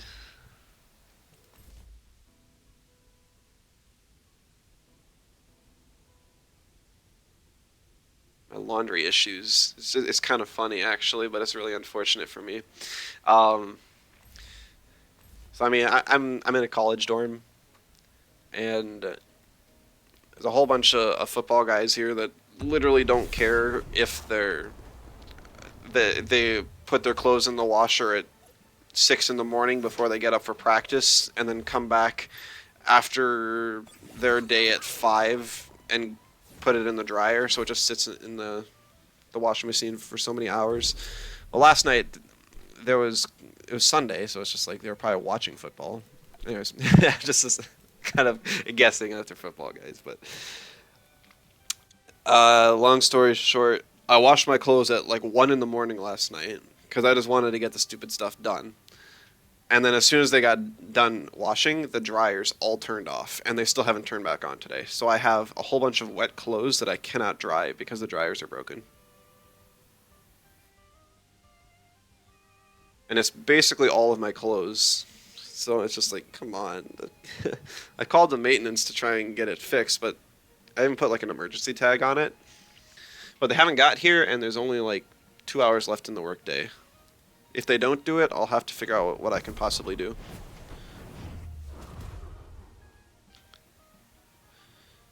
It's just like deodorant can only go so far in making me smell not awful. We take their clothes out during the day, as we do when someone leaves it there for a long time. I mean, so the days up until yesterday, I was just like, I got more clothes. I'll just be nice and try and find a day. So I would just check a couple times throughout the week. Nice, I lived. Check a couple times throughout the day, just like, eventually I'll get it, you know?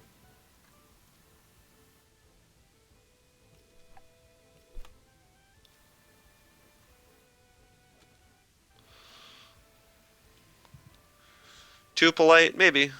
Maybe.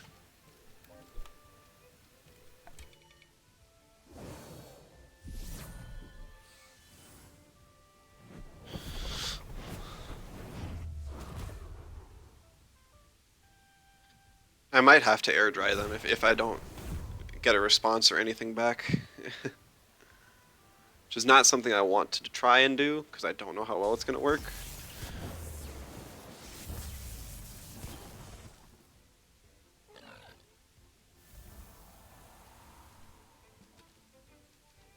Sometimes you gotta be a little less gentle, otherwise people assume it's normal. I think a lot of them just don't care. It's just... Yeah, I am too nice.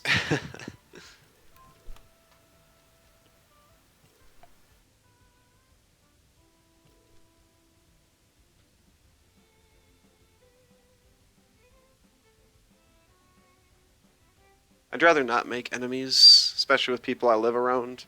I feel like it's always... If I piss off somebody, and by taking their clothes out of the washer, and it's just like they see... And if they happen to get their clothes while mine are washing... What's stopping them from just sitting there and then going to like throw mine like all over the floor in a fit of rage? Like I swear, these people probably have them. I'm so afraid of people having the mind of like a 6-year-old.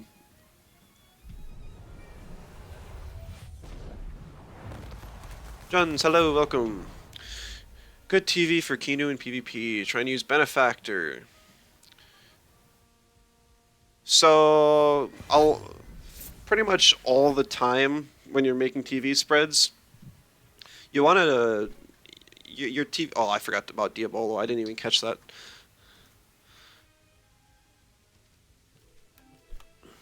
When you're making TV spreads, you're gonna have to conform it to your team with a. But the Kinu, it's kind of a support for a bulkier team. So it depends. Do you have a lot of raid bosses on the team? Do you have a lot of stuff to tank hits? Or are you using it more just kind of like in an offensive team to get passive healing? I'm assuming it's more of a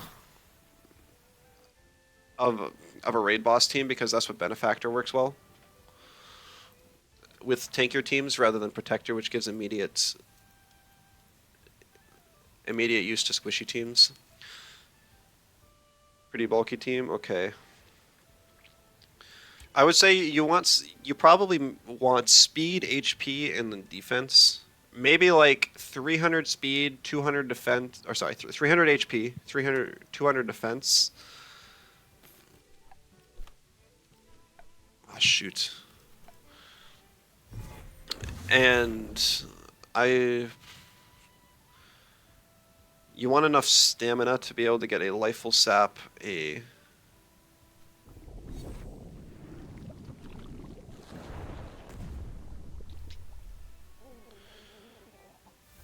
Beta Burst, and maybe I'm not sure. I haven't built a Kinu in so long, so just a bit rusty there.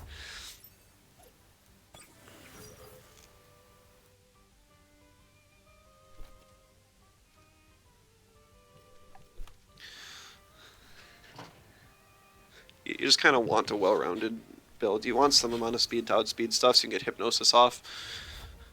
You really don't want special attack, probably. I want Denigrate as your offensive move anyways.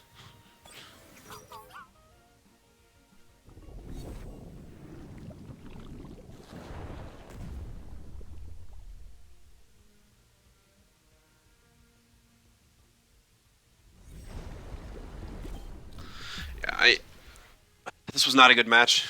I was too scared of the Scaravolt, and then he ended up getting the Diabolo and everything off on his Nid to prevent me from doing anything.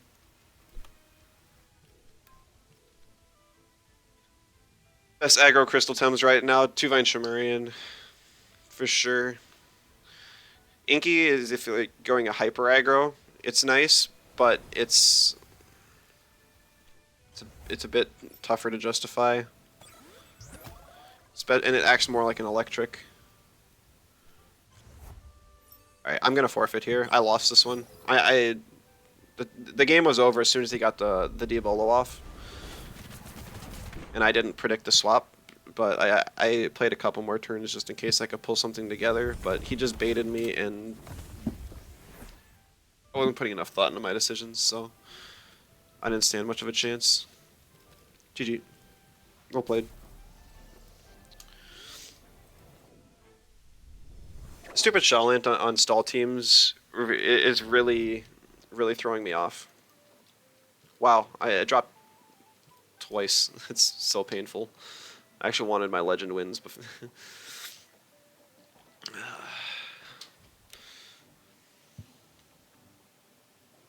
That was good. I went through like 4 conversations during that match. I kind of lost track of where I'm at.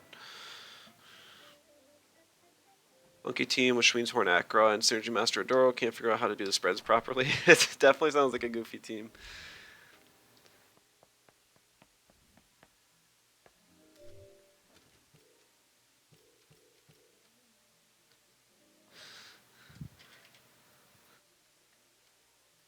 Do Acra and Adoro even have any synergies together? I'm trying to think. I don't. Adoro has Emanip, Vigust, Cyclab. Acronops doesn't help with any of those. Is it like a really fast Adoro and a slow Acra so you can like Toxic Ink into Venom Spread?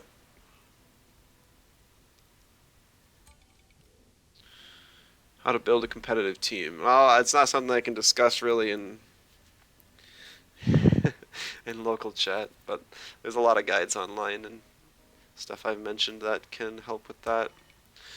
Alright, we're up against Yume. Pretty fast team. Want to immediately get rid of the Inky, I think. Well, Inky's a lot less of a... well, no, I'm going to get rid of Inky.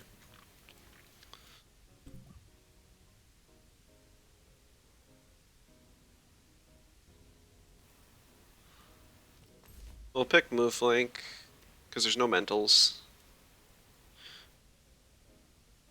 Zeno would be good. Yeah, it's a good pair for Synergy Master for sure. Dora's here to synergize with Emanip and handcuffs with Chim. Water Cannon Nukama on the side. Okay.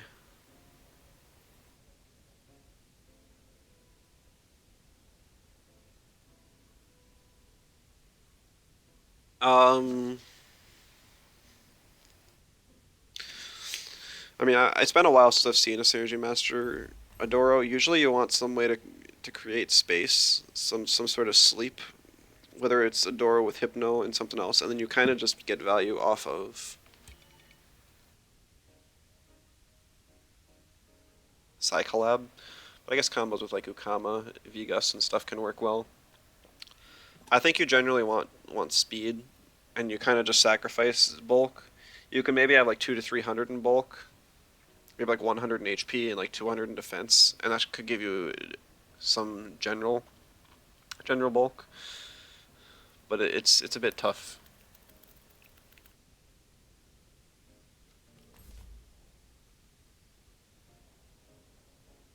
As far as the Acra, I think the Schweinshorn's a bit tough. Usually Acra you can get away with going somewhere around like 200 total speed, and then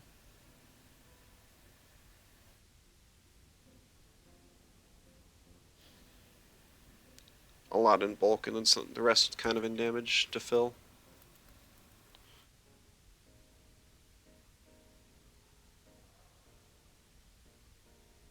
iPad's still available for Drakash. I'm not sure I need to ban it.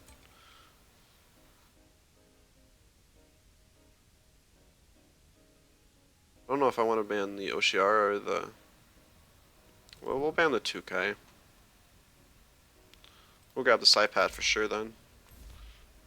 I think we actually leave Chim. Chim's doesn't do a whole lot besides put some pressure on Volphy, but we can apply pressure on Volphy with our melees and maybe doubling one of them. Green Sword's a bit troll just for coverage because you got a weird lineup. Okay. It's a bit tough because Equinox is slower, so it's more likely to be seized by something.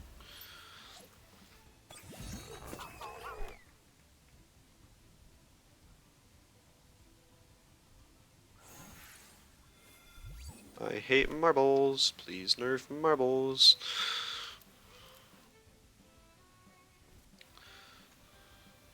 So we're gonna double into the stupid marble user. Yeah. I might kill actually. Ah, right. It's for a Venom spread combo. Completely forgot about that.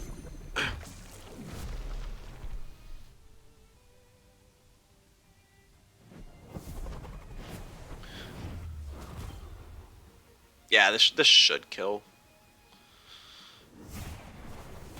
Yeah, screw marbles.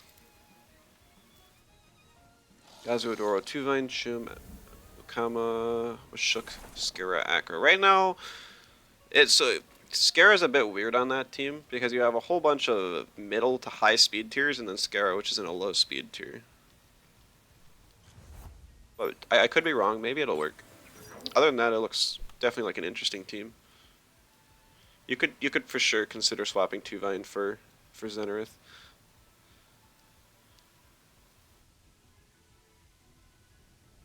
Could even go a Volgon instead of Skara, which would give you another. It would give you some more synergies to play with.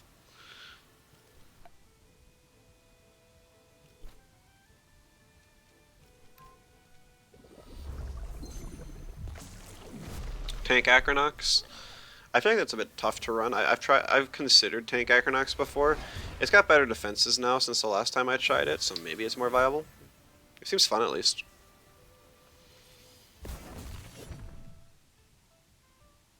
Beat Volerand. Very interesting.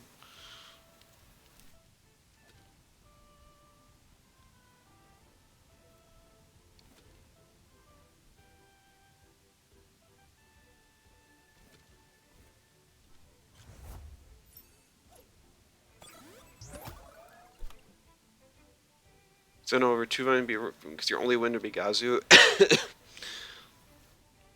Yeah. It sucks. You shouldn't be required to run so many wins on a team just to have any amount of success.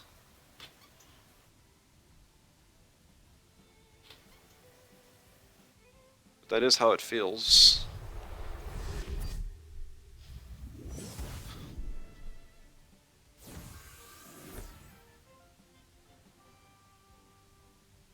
Yeah, I got a bit greedy going for the held anger there. I don't know if my Goring would have outsped anyways. I kind of doubt it. Oh, he lived. It's coat. I was like, I did the math in my head of how much my pig boomerang did to his mimit. Kind of what I was expecting to happen there. It seems my calculations were off. But I stole your Volerand, haha. It's an aerobic Volerand, so it's like my special attack won't be all that high, but his special defense is just dropping. And Volerand's really good at just walling Acronox, Volphy, and kind of itself. I also get tag team still with Tutu.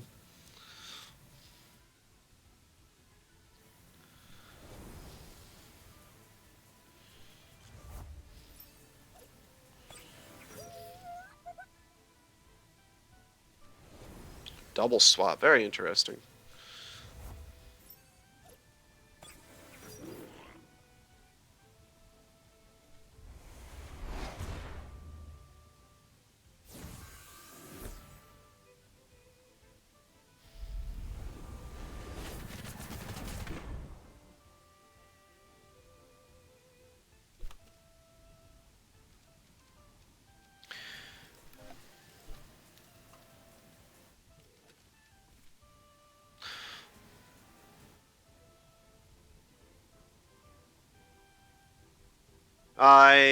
I'm swapping against Saipat just because I don't know something. I want Saipat on the Drakash board. It doesn't do a whole lot on the Acro versus Volerand setup. If I can save some health on Tutu doing so, that's good. And even if I get like Plague Fiery Souled, I won't die here. Yeah, Fiery Soul's good.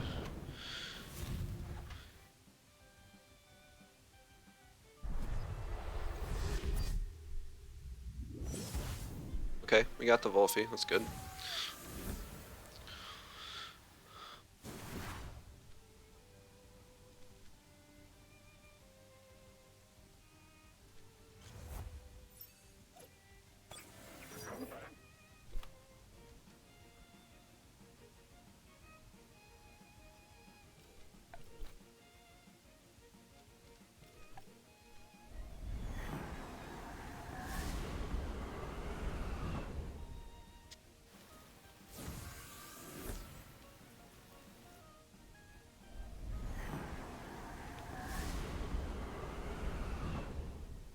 Interesting, maybe a slower Drakash.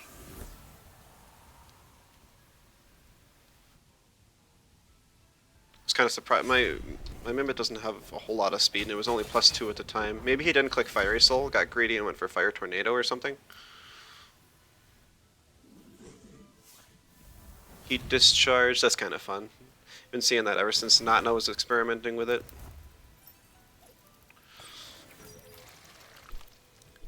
Should be GG though. Pookie Sweater in shop, kind of obligated to buy it.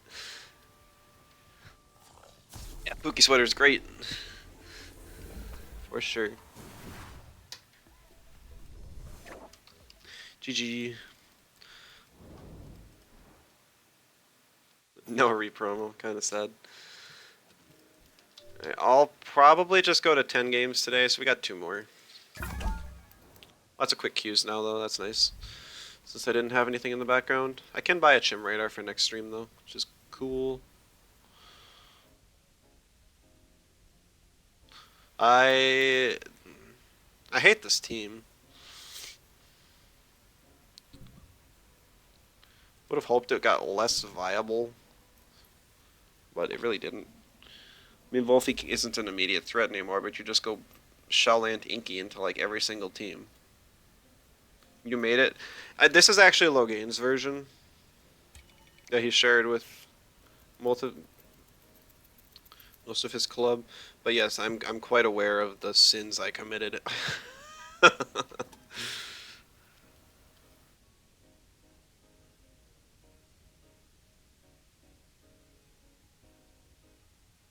Sucks.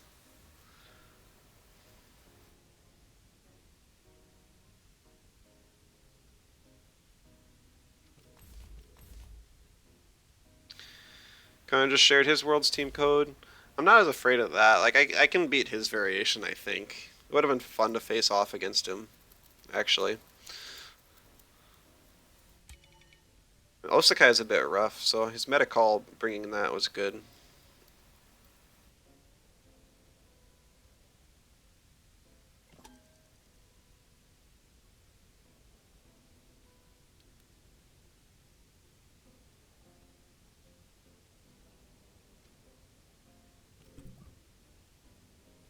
I'm glad he released it, though. Maybe we can encourage some newer players to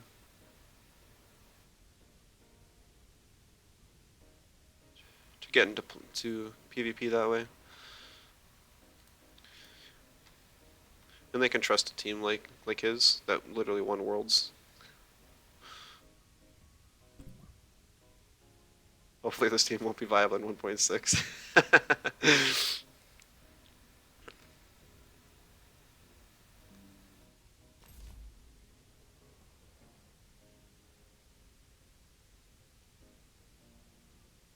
I'm not gonna read through the whole thing right now, but that's cool.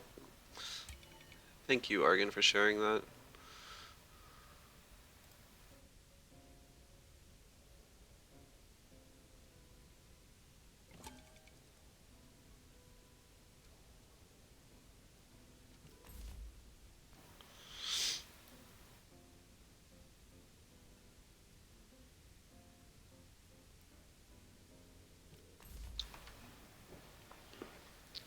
Hope more players will follow suit. Yeah, we got like 3 of them out there. We got mine, Axes, and Connors now. But I mean, for what it's worth, Connor's team is also like the same as, what was it, Kunders, Invincible, and Tall Winds. So it's more or less like 4 teams in one. I feel like I have to bring Nesla. Just for the stupid lead.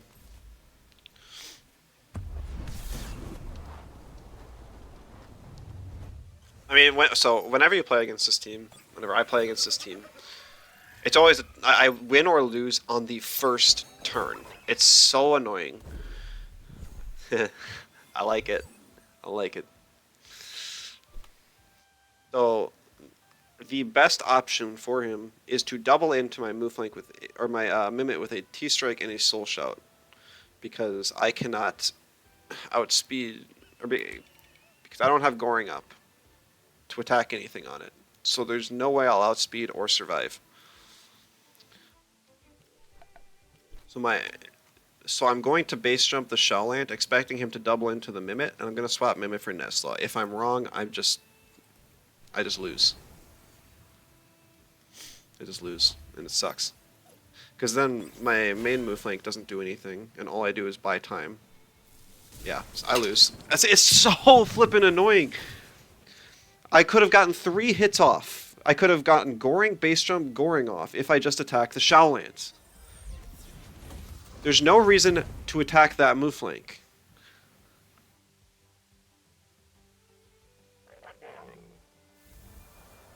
Unless he's just predicting me to swap to Nesla. And even so, there's just no counterplay. Like, Welcomer is literally like... It's literally... I can't even bring in Tuvine now because Shelllant one-shots it. Even if it was just Inky on the board, Inky does like 60% to Tuvine. I can't mimic the Inky.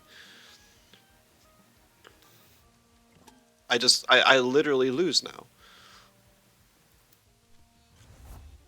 The Inky Shellland opener is so absurdly broken.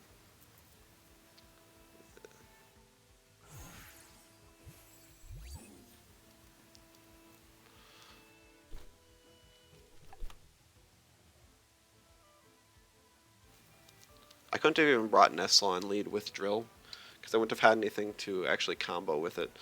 My Nestle, for some stupid reason, I guess it is faster than my move flank, but that's why I had the speed on Nestle. I was speed move flank for Drill. But a drill water blade plus goring doesn't even kill Inky for what it's worth.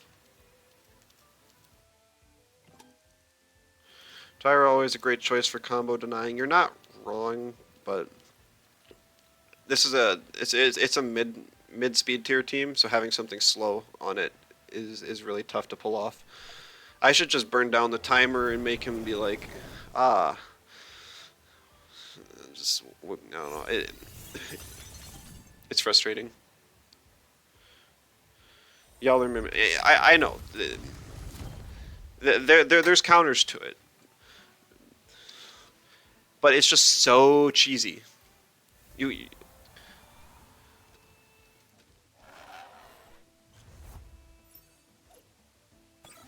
it's just a team check. Do you have a fast crystal? Do you have a fast earth? Do you have I don't know. It covers all their weaknesses perfectly. Do you have something that takes hits neutrally that's has relatively high special defense? Like my move flank kit takes hits neutrally, but it has such low special defense. Even if I had special defense investment, it would be tough to live, and it would be.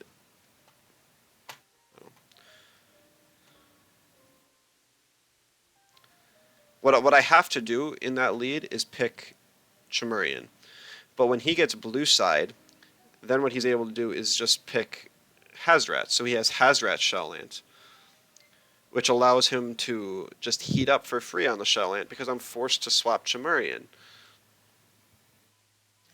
And then that's also bad. And then he just bans out my wins.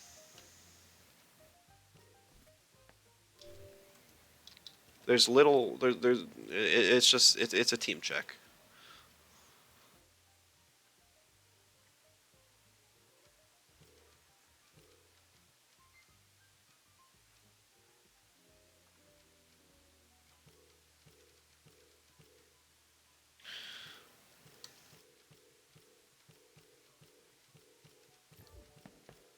Yeah, well, I don't know.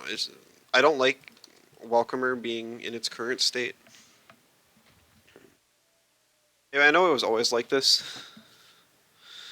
um, but now that it's the only option in the game, it's just so much. It just feels so much stronger.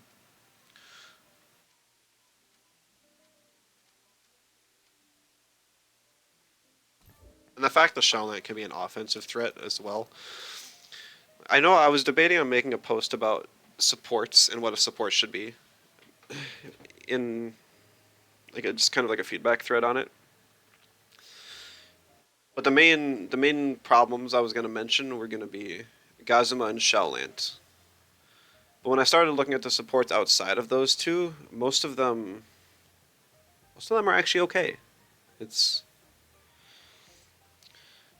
I mean, you think of Schween has its niches, it does what it wants to, and it's okay. Let's see what's the next support if I scroll down. Obi.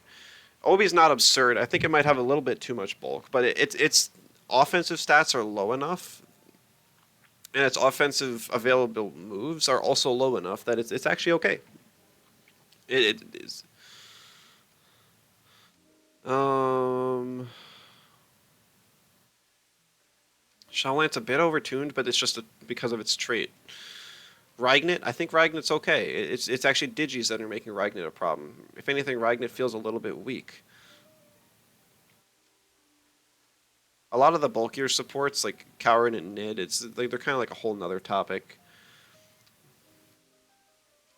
I don't know. It's just Valiar's underpowered, but they're reworking that. Kinu slightly underpowered. Pig, I think, is actually in a relatively good spot now. Oh. A change welcomer. I feel like with Tireless and Moala feel way worse. Well, yeah, I mean, I'm just Tireless. Yes, Tireless needs a nerf, but I feel like that's widely known. Tireless is the root of like so many issues right now, between whether it be Gorong or Mashuk. So, and yet Moala is also bad. I should have included Moala. But my problem isn't so much or like my initial thought wasn't so much of these supports are trait bots because yeah, everyone kind of acknowledges that the traits are an issue, but in that supports shouldn't be the best in option for both supporting, tanking, and even damage. Because if you scroll down and look at electrics, yeah, Amphitheater kind of sucks. Obi is a support. Scaravolts, we saw some because of half full buffs. Inky is a glass cannon, and Golzi is also kind of similar. Ragnit's a support. Gazuma is a support. Gazuma is just the best offensive electric. It feels like it's got good offensive moves. It's also like the best speed control support, and it also takes hits. Like Tem should have a weakness, but they're removing Tem's weaknesses, just like they buffed Volcrane's special defense instead of giving it more tools to do what it wants to, which is like survive to get its holds off and then nuke.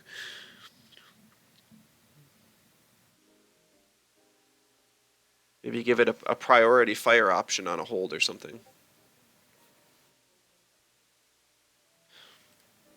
Gazuma gets nerfs, and also it's not even that Gazuma should get nerfed. It's like Gazuma's just the best option because of everything it offers. I mean, I guess it should get nerfed because of that, but it's just like, why should a support be able to do everything? A support's most important stat should be speed. And to have that much speed, it should have to give up either bulk or damage. Obi gives up damage. Obi has like, I don't know what Obi's base offense is, but I think, or base special attack is. I think it's like 55. It's pretty awful. So it's fast and it takes hits, but you don't have to worry about dying to an Obi. you don't. Like a plasma beam, you take it 2x, is still like a 3-hit KO. Something like Gazuma, which gets a insane nuke like Tornado, means you can't ever bring in a toxic against it. And Tesla does respectable damage and even gets E-Storm. On the second, it should be noted that Gazuma has the second highest special attack stat of all electrics. The second highest as a support. What? I mean, other electrics kind of get around special attack because Inky has Spec Master and Scaravolt has half full, both of which effectively increase their special attack by multiple stages. But it's still crazy. Like, and not only that, but because of all the bulk BST buffs it has, like there's no reason that my Chim CPG at max attack with hostile should not one-shot a Gazuma. Zero reason.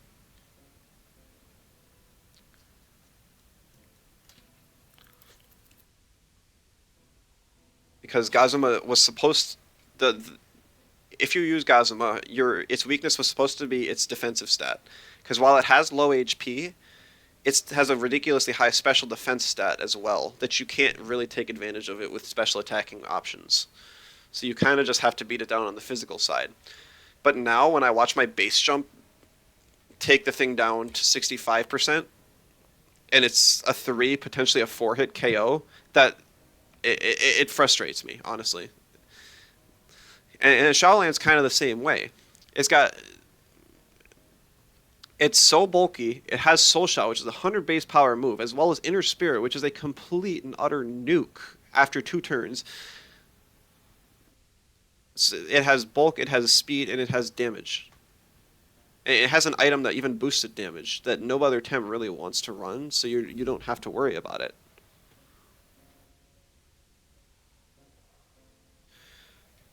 And so both of them are just kind of like free insta slots. And they do everything you would want. Like normally if you run just a pure offensive Tem, they have no capacity to support because they either have low speed or they don't have enough bulk or they don't have enough damage. Well, most of your damage Tems are going to have damage. It's just they give up either the support move pool options or they give up one of their stats, whether it be speed or bulk. Like if we scroll through like all the glass cannons and look at their support options, it's not a whole lot. Like you have Hedgen. Hedgen's got support options, but it has like Hedgen's defensive stats kind of suck, so it's fair.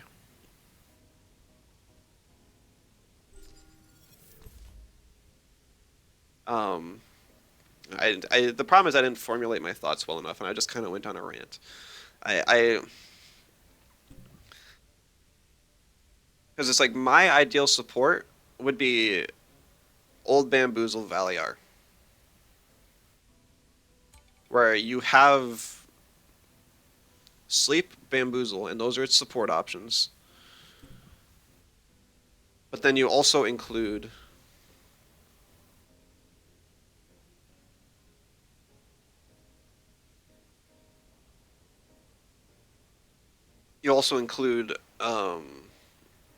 like two offensive moves. You have Telekinetic Shrapnel for turn one damage, and you have Black Hole, which kind of doubles as another support move, but it also does damage. So you have a support that can still deal damage, but it's not going to be very much at all. Like your supports aren't meant to deal damage. Why am I taking damage from a support? If I use a Telekinetic Shrapnel on this Gorong with that Fat Burner Valiar, I do like 30%.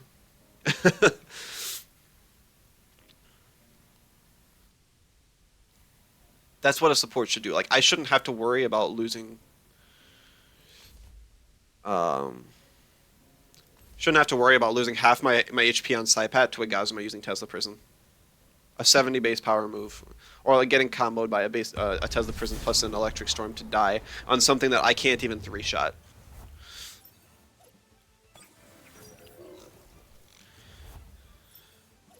Like let the supports have weaknesses and not be threats outside of their supporting capabilities.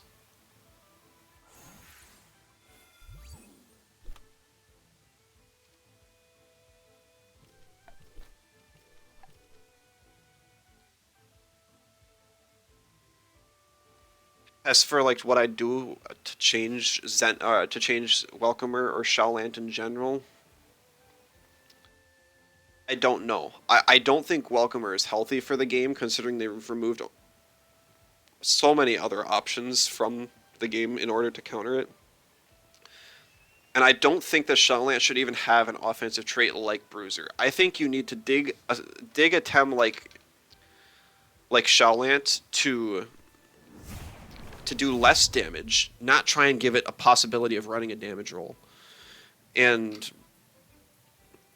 maybe less bulk, but I think you could keep the bulk if you remove its damage and damage options, and make it so that if you choose to run Shaolant, you have two supportive options of traits, and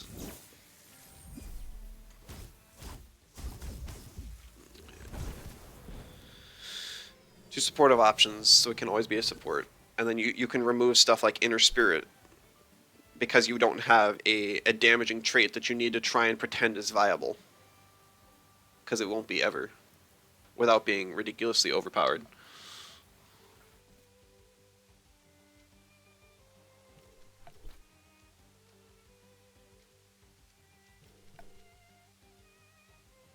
Hello, Hazarov. Welcome. I'm ranting about supports, primarily Shaolant and Gazuma.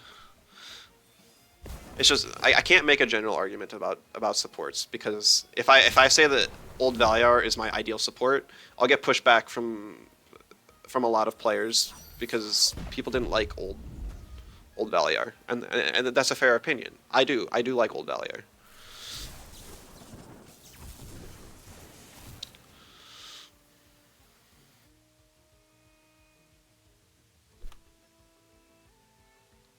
I'm just gonna get rushed here on Gorong, so there's no point in doing anything. Gallios is your ideal support. Gallios isn't a support; it's a tank.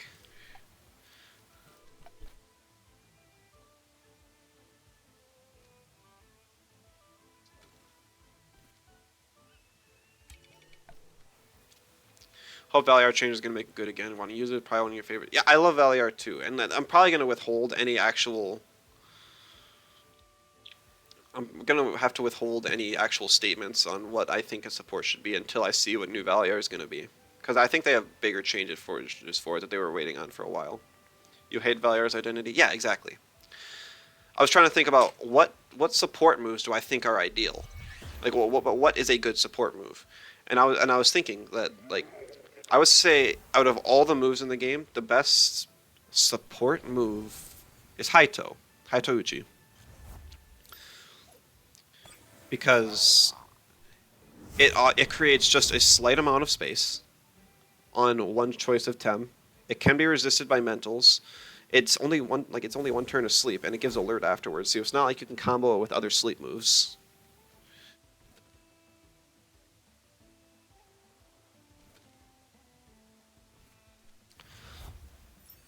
Um,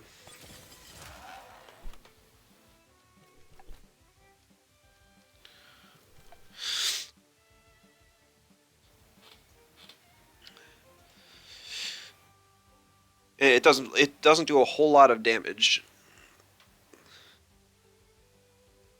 and it's on a hold. So it's like there's so much counterplay to it. I'd say it's great. It's just about everything you would want. No, the Gorong lived. I doubled into that slot. No. Oh, that sucks. I didn't think the plat would double in, or would use aquatic on 2 Vine.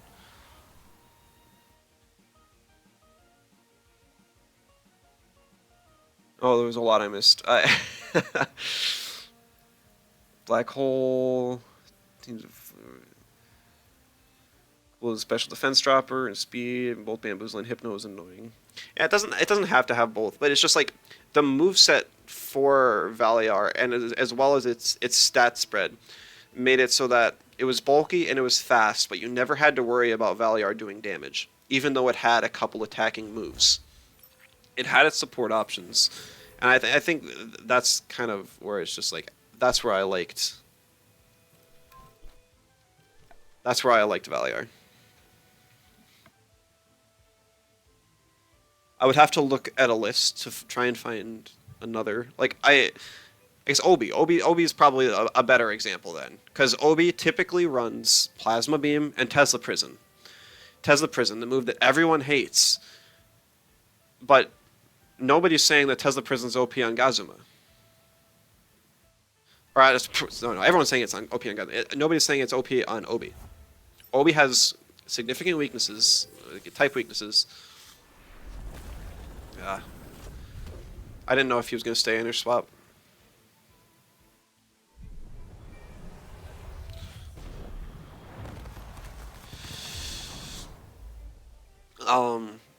And then, so it has those two offensive moves. It even has more offensive options if you really want them.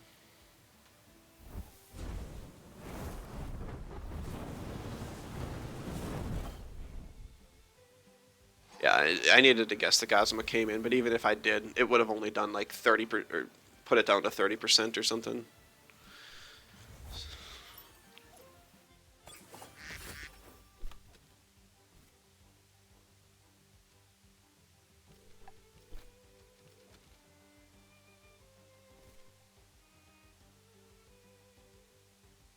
Lowaddle is just always going to be a little bit matchup fishy, I think.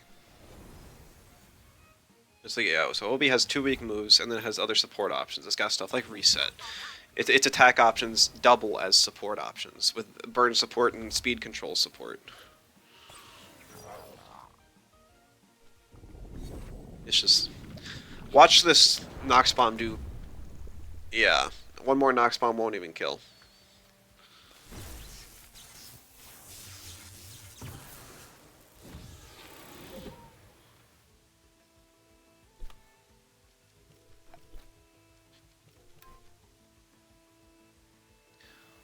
That's why I hate Gazuma. So even if that Nox Bomb did 2x, 125 effective power from my Saipat would not have even put this thing at half after it was already at 90%. Or, yeah, it's just...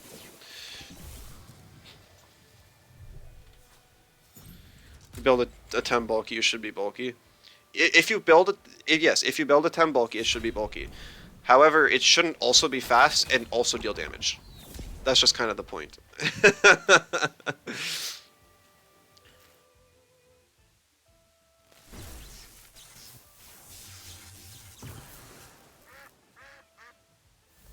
You should have to choose that it has a weakness somewhere.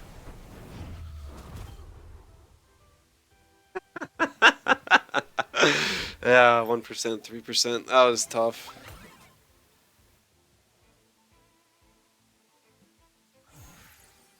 Because I mean, I was saying with Obi, you don't have to worry about Obi doing damage.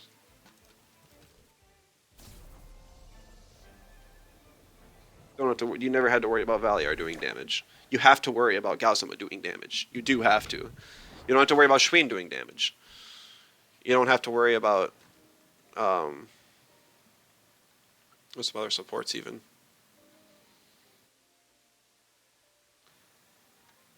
I mean, Walla, you have to worry about doing damage now. Same as Shell Lance. Ragnet, kinda. We don't have a whole lot of dedicated support Tems in the game. Don't have to worry about Waspine doing damage.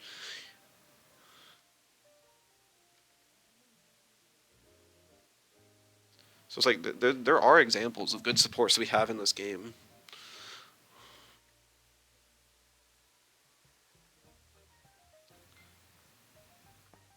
Obi can mimic dodge, generally max speed. God isn't. But Obi also doesn't have a way to raise speed to make up for that. You can't. I mean, I get you. You have nimble on Obi, but you can't use that on yourself. You can only use that on your ally. Nope.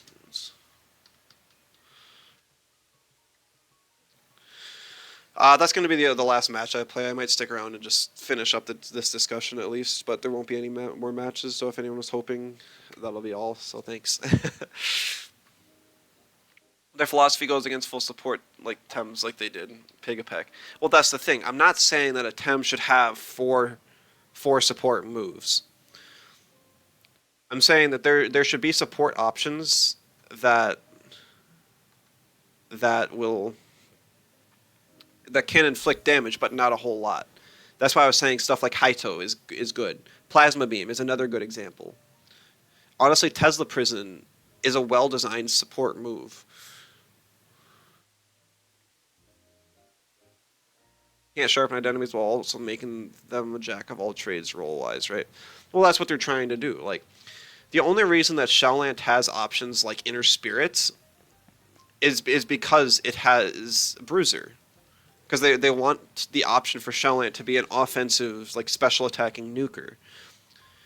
So why are you giving a support access to moves that can nuke when you're always going to be building as a support? That makes your support build that much more offensively threatening. What you should do is have a Tem like Obi with multiple support traits so that you can support in one way or the other. I mean, it's kind of the same thing with Valiar. That's what I was saying. Because Valiar, you can either become tankier, but it's also only for yourself, or you can add another support option to your toolkit. This is great design. Ashwin, I mean, immunity is not that great as a trait, but technically it does help you survive longer. Shallot even supposed to be a full support is generally run with the main support being Welcomer. But that's exactly my problem. People like what makes a support? People are playing Tems that have supportive options and supportive builds, and then playing them as offensive Tems because it's just they get so much value by doing that. Because there's no disadvantage to using a support or using Shaolin and Gazuma offensively, but they still have all of their supportive options available. Like you almost never see Barnshi as a turbo enabler because it's built as an offensive carry. But the option is there. Same thing as Owlhe really. But Gazuma is built as a support, and so it can get use out of turbo better. And I mean, Mashuk's kind of like the reverse example, where you give a Tem that has every offensive and defensive capability you could ever want on it and give it a support option as well. I feel like support options should be more aimed towards the actual support Tems and less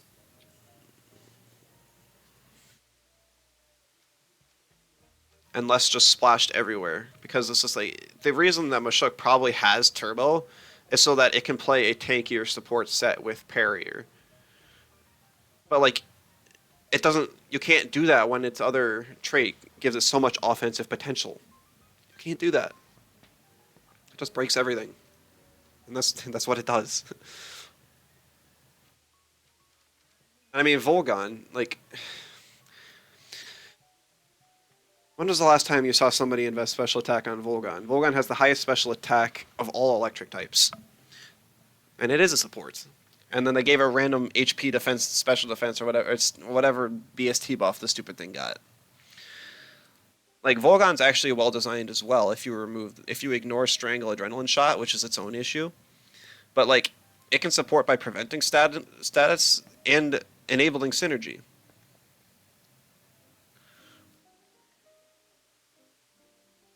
Hems don't need to be forced into full support or full offense. Having the option to slot flexible movesets is a good thing.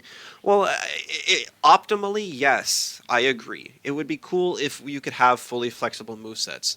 The problem is every time you buff a Tem's weaker moveset, it more than likely just enables the better moveset to be even stronger. And there's still very little reason to run an alternative moveset. Like when was the last time a Tem got buffed, like its weaker side of its moveset, and people actually used it over its primary moveset? Or like trait or whatever. No, I'm not in Q Hazrob. I'm done playing comp for the day. I just wanted to discuss some more. Because I think this is a really interesting discussion. Yowler a while back. That was quite a while ago, but yeah, you're probably right. That was back when the Warm Blooded got reworked.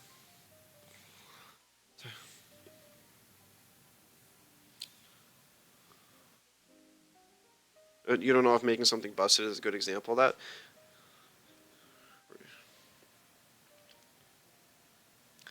Well, I'm not talking about making something busted, unless you're talking about Yowler. I, I'm just trying to think, like, most of the time when they buff a Tem, like, if I just pulled up the last patch notes.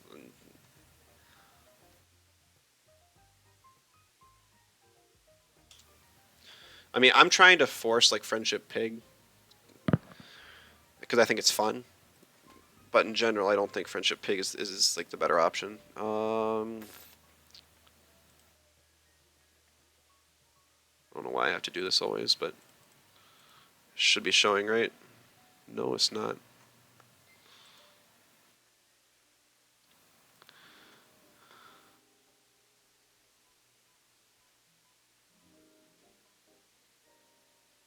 Saipak got to glow up with this new trait. That might be the best example.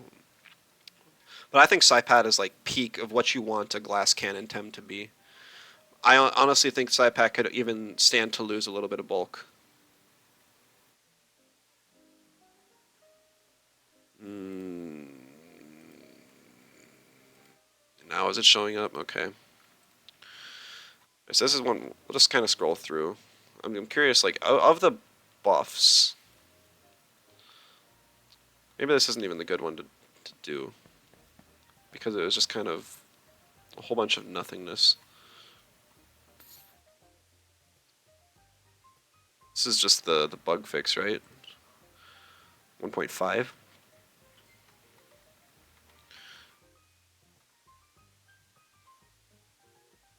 1.5 was huge. But I'm kind of curious. So,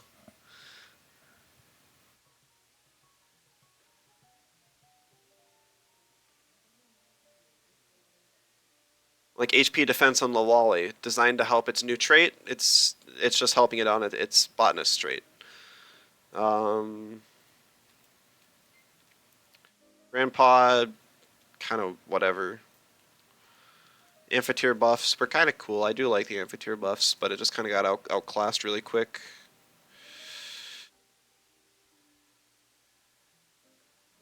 Telekinetic Shrapnel and Fuhrer is just kind of silly.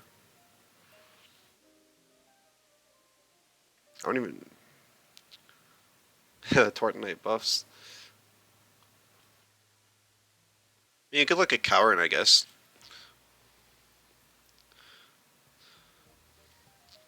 A Wally buff designed for both. I mean, it can be designed for both, but even if it's only effective against, like, how often do you see backhanded Lawalies? And even more, how often do you see a backhanded Lawali have success? In the end, it ends up being just a pure buff to botanist, because you're not increasing the trade-off between backhanded and botanist at all. What you're doing is you're increasing the value of both, meaning that there's still a large gap of like consistency and viability between both traits, and you're not closing that gap at all. Yeah, I'm not denying that it's a buff to both. I'm saying that it specifically helps botanists more than it ever will. Or yeah, it helps so much more. Cower and I guess kind of interchangeable between traits. So, there really wasn't a whole lot added here. I mean, they always try and force physical 2-Kai too. That's so weird.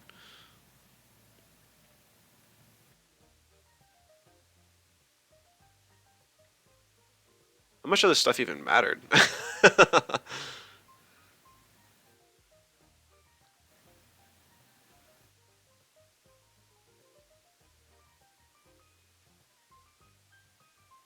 You see the point if botanist was meta or something, but there's like one Lawali in Worlds. Lawali is not the best example. It was just the only one I really saw here. Yeah, this was nuts. See if we can go back to like 1.4.2. Maybe this was a better update.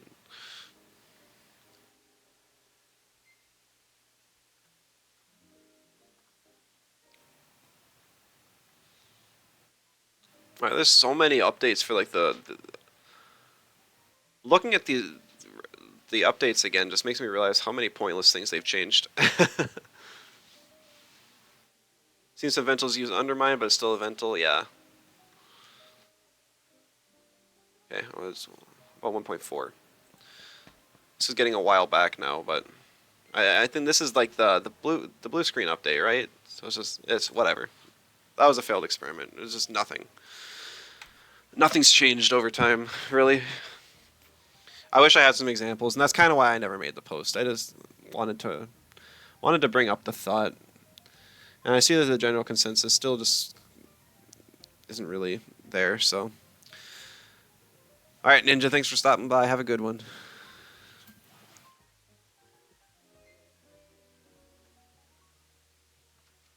Yeah, so I mean that's kind of it. I just don't think that supports should be as well rounded as they are right now, and I feel like most buffs to a Tem's weaker trait end up buffing its primary trait,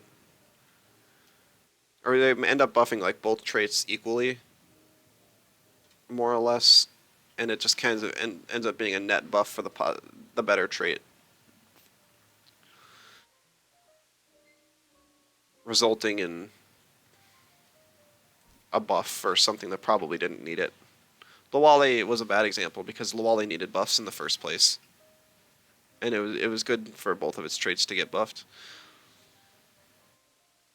It's just that Botanist was still going to be used more than backhanded, always.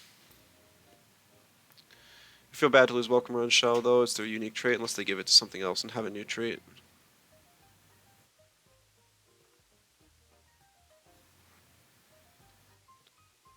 I mean, Welcomer is like a trait that should be on a pre-evolution. Give Welcomer to Shell Light, okay? Things mono melee, it needs a strong type. Is Gorong okay in your opinion? And I don't think that that's necessarily true. I think we just need to make dual types have more of a trade-off, like the not having both stabs available turn one sort of thing. I don't know. I think there's a whole bunch of different directions the game could go. I hope Kremlin gives us some sort of indication that to what they agree with or what they want to do.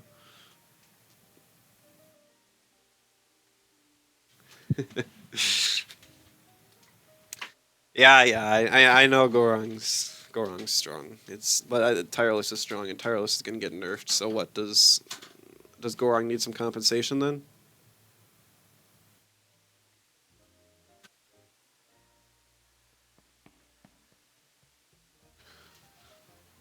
I don't know. I mean, I'm not on the balance team. I don't get to make decisions. And most of my ideas do get shut down. I would like to see some things shaken up. I'd like to see better role definition, and that's just my opinion. I'm just gonna call the stream though. I'm sure I'll have more to say next time. Maybe I'll compile my thoughts better, but probably just gonna leave it be. So, good discussion, guys. Thanks for being here. Hope you all enjoyed. And I think that's gonna be it for me. So I'll see you all in the next one. Bye bye.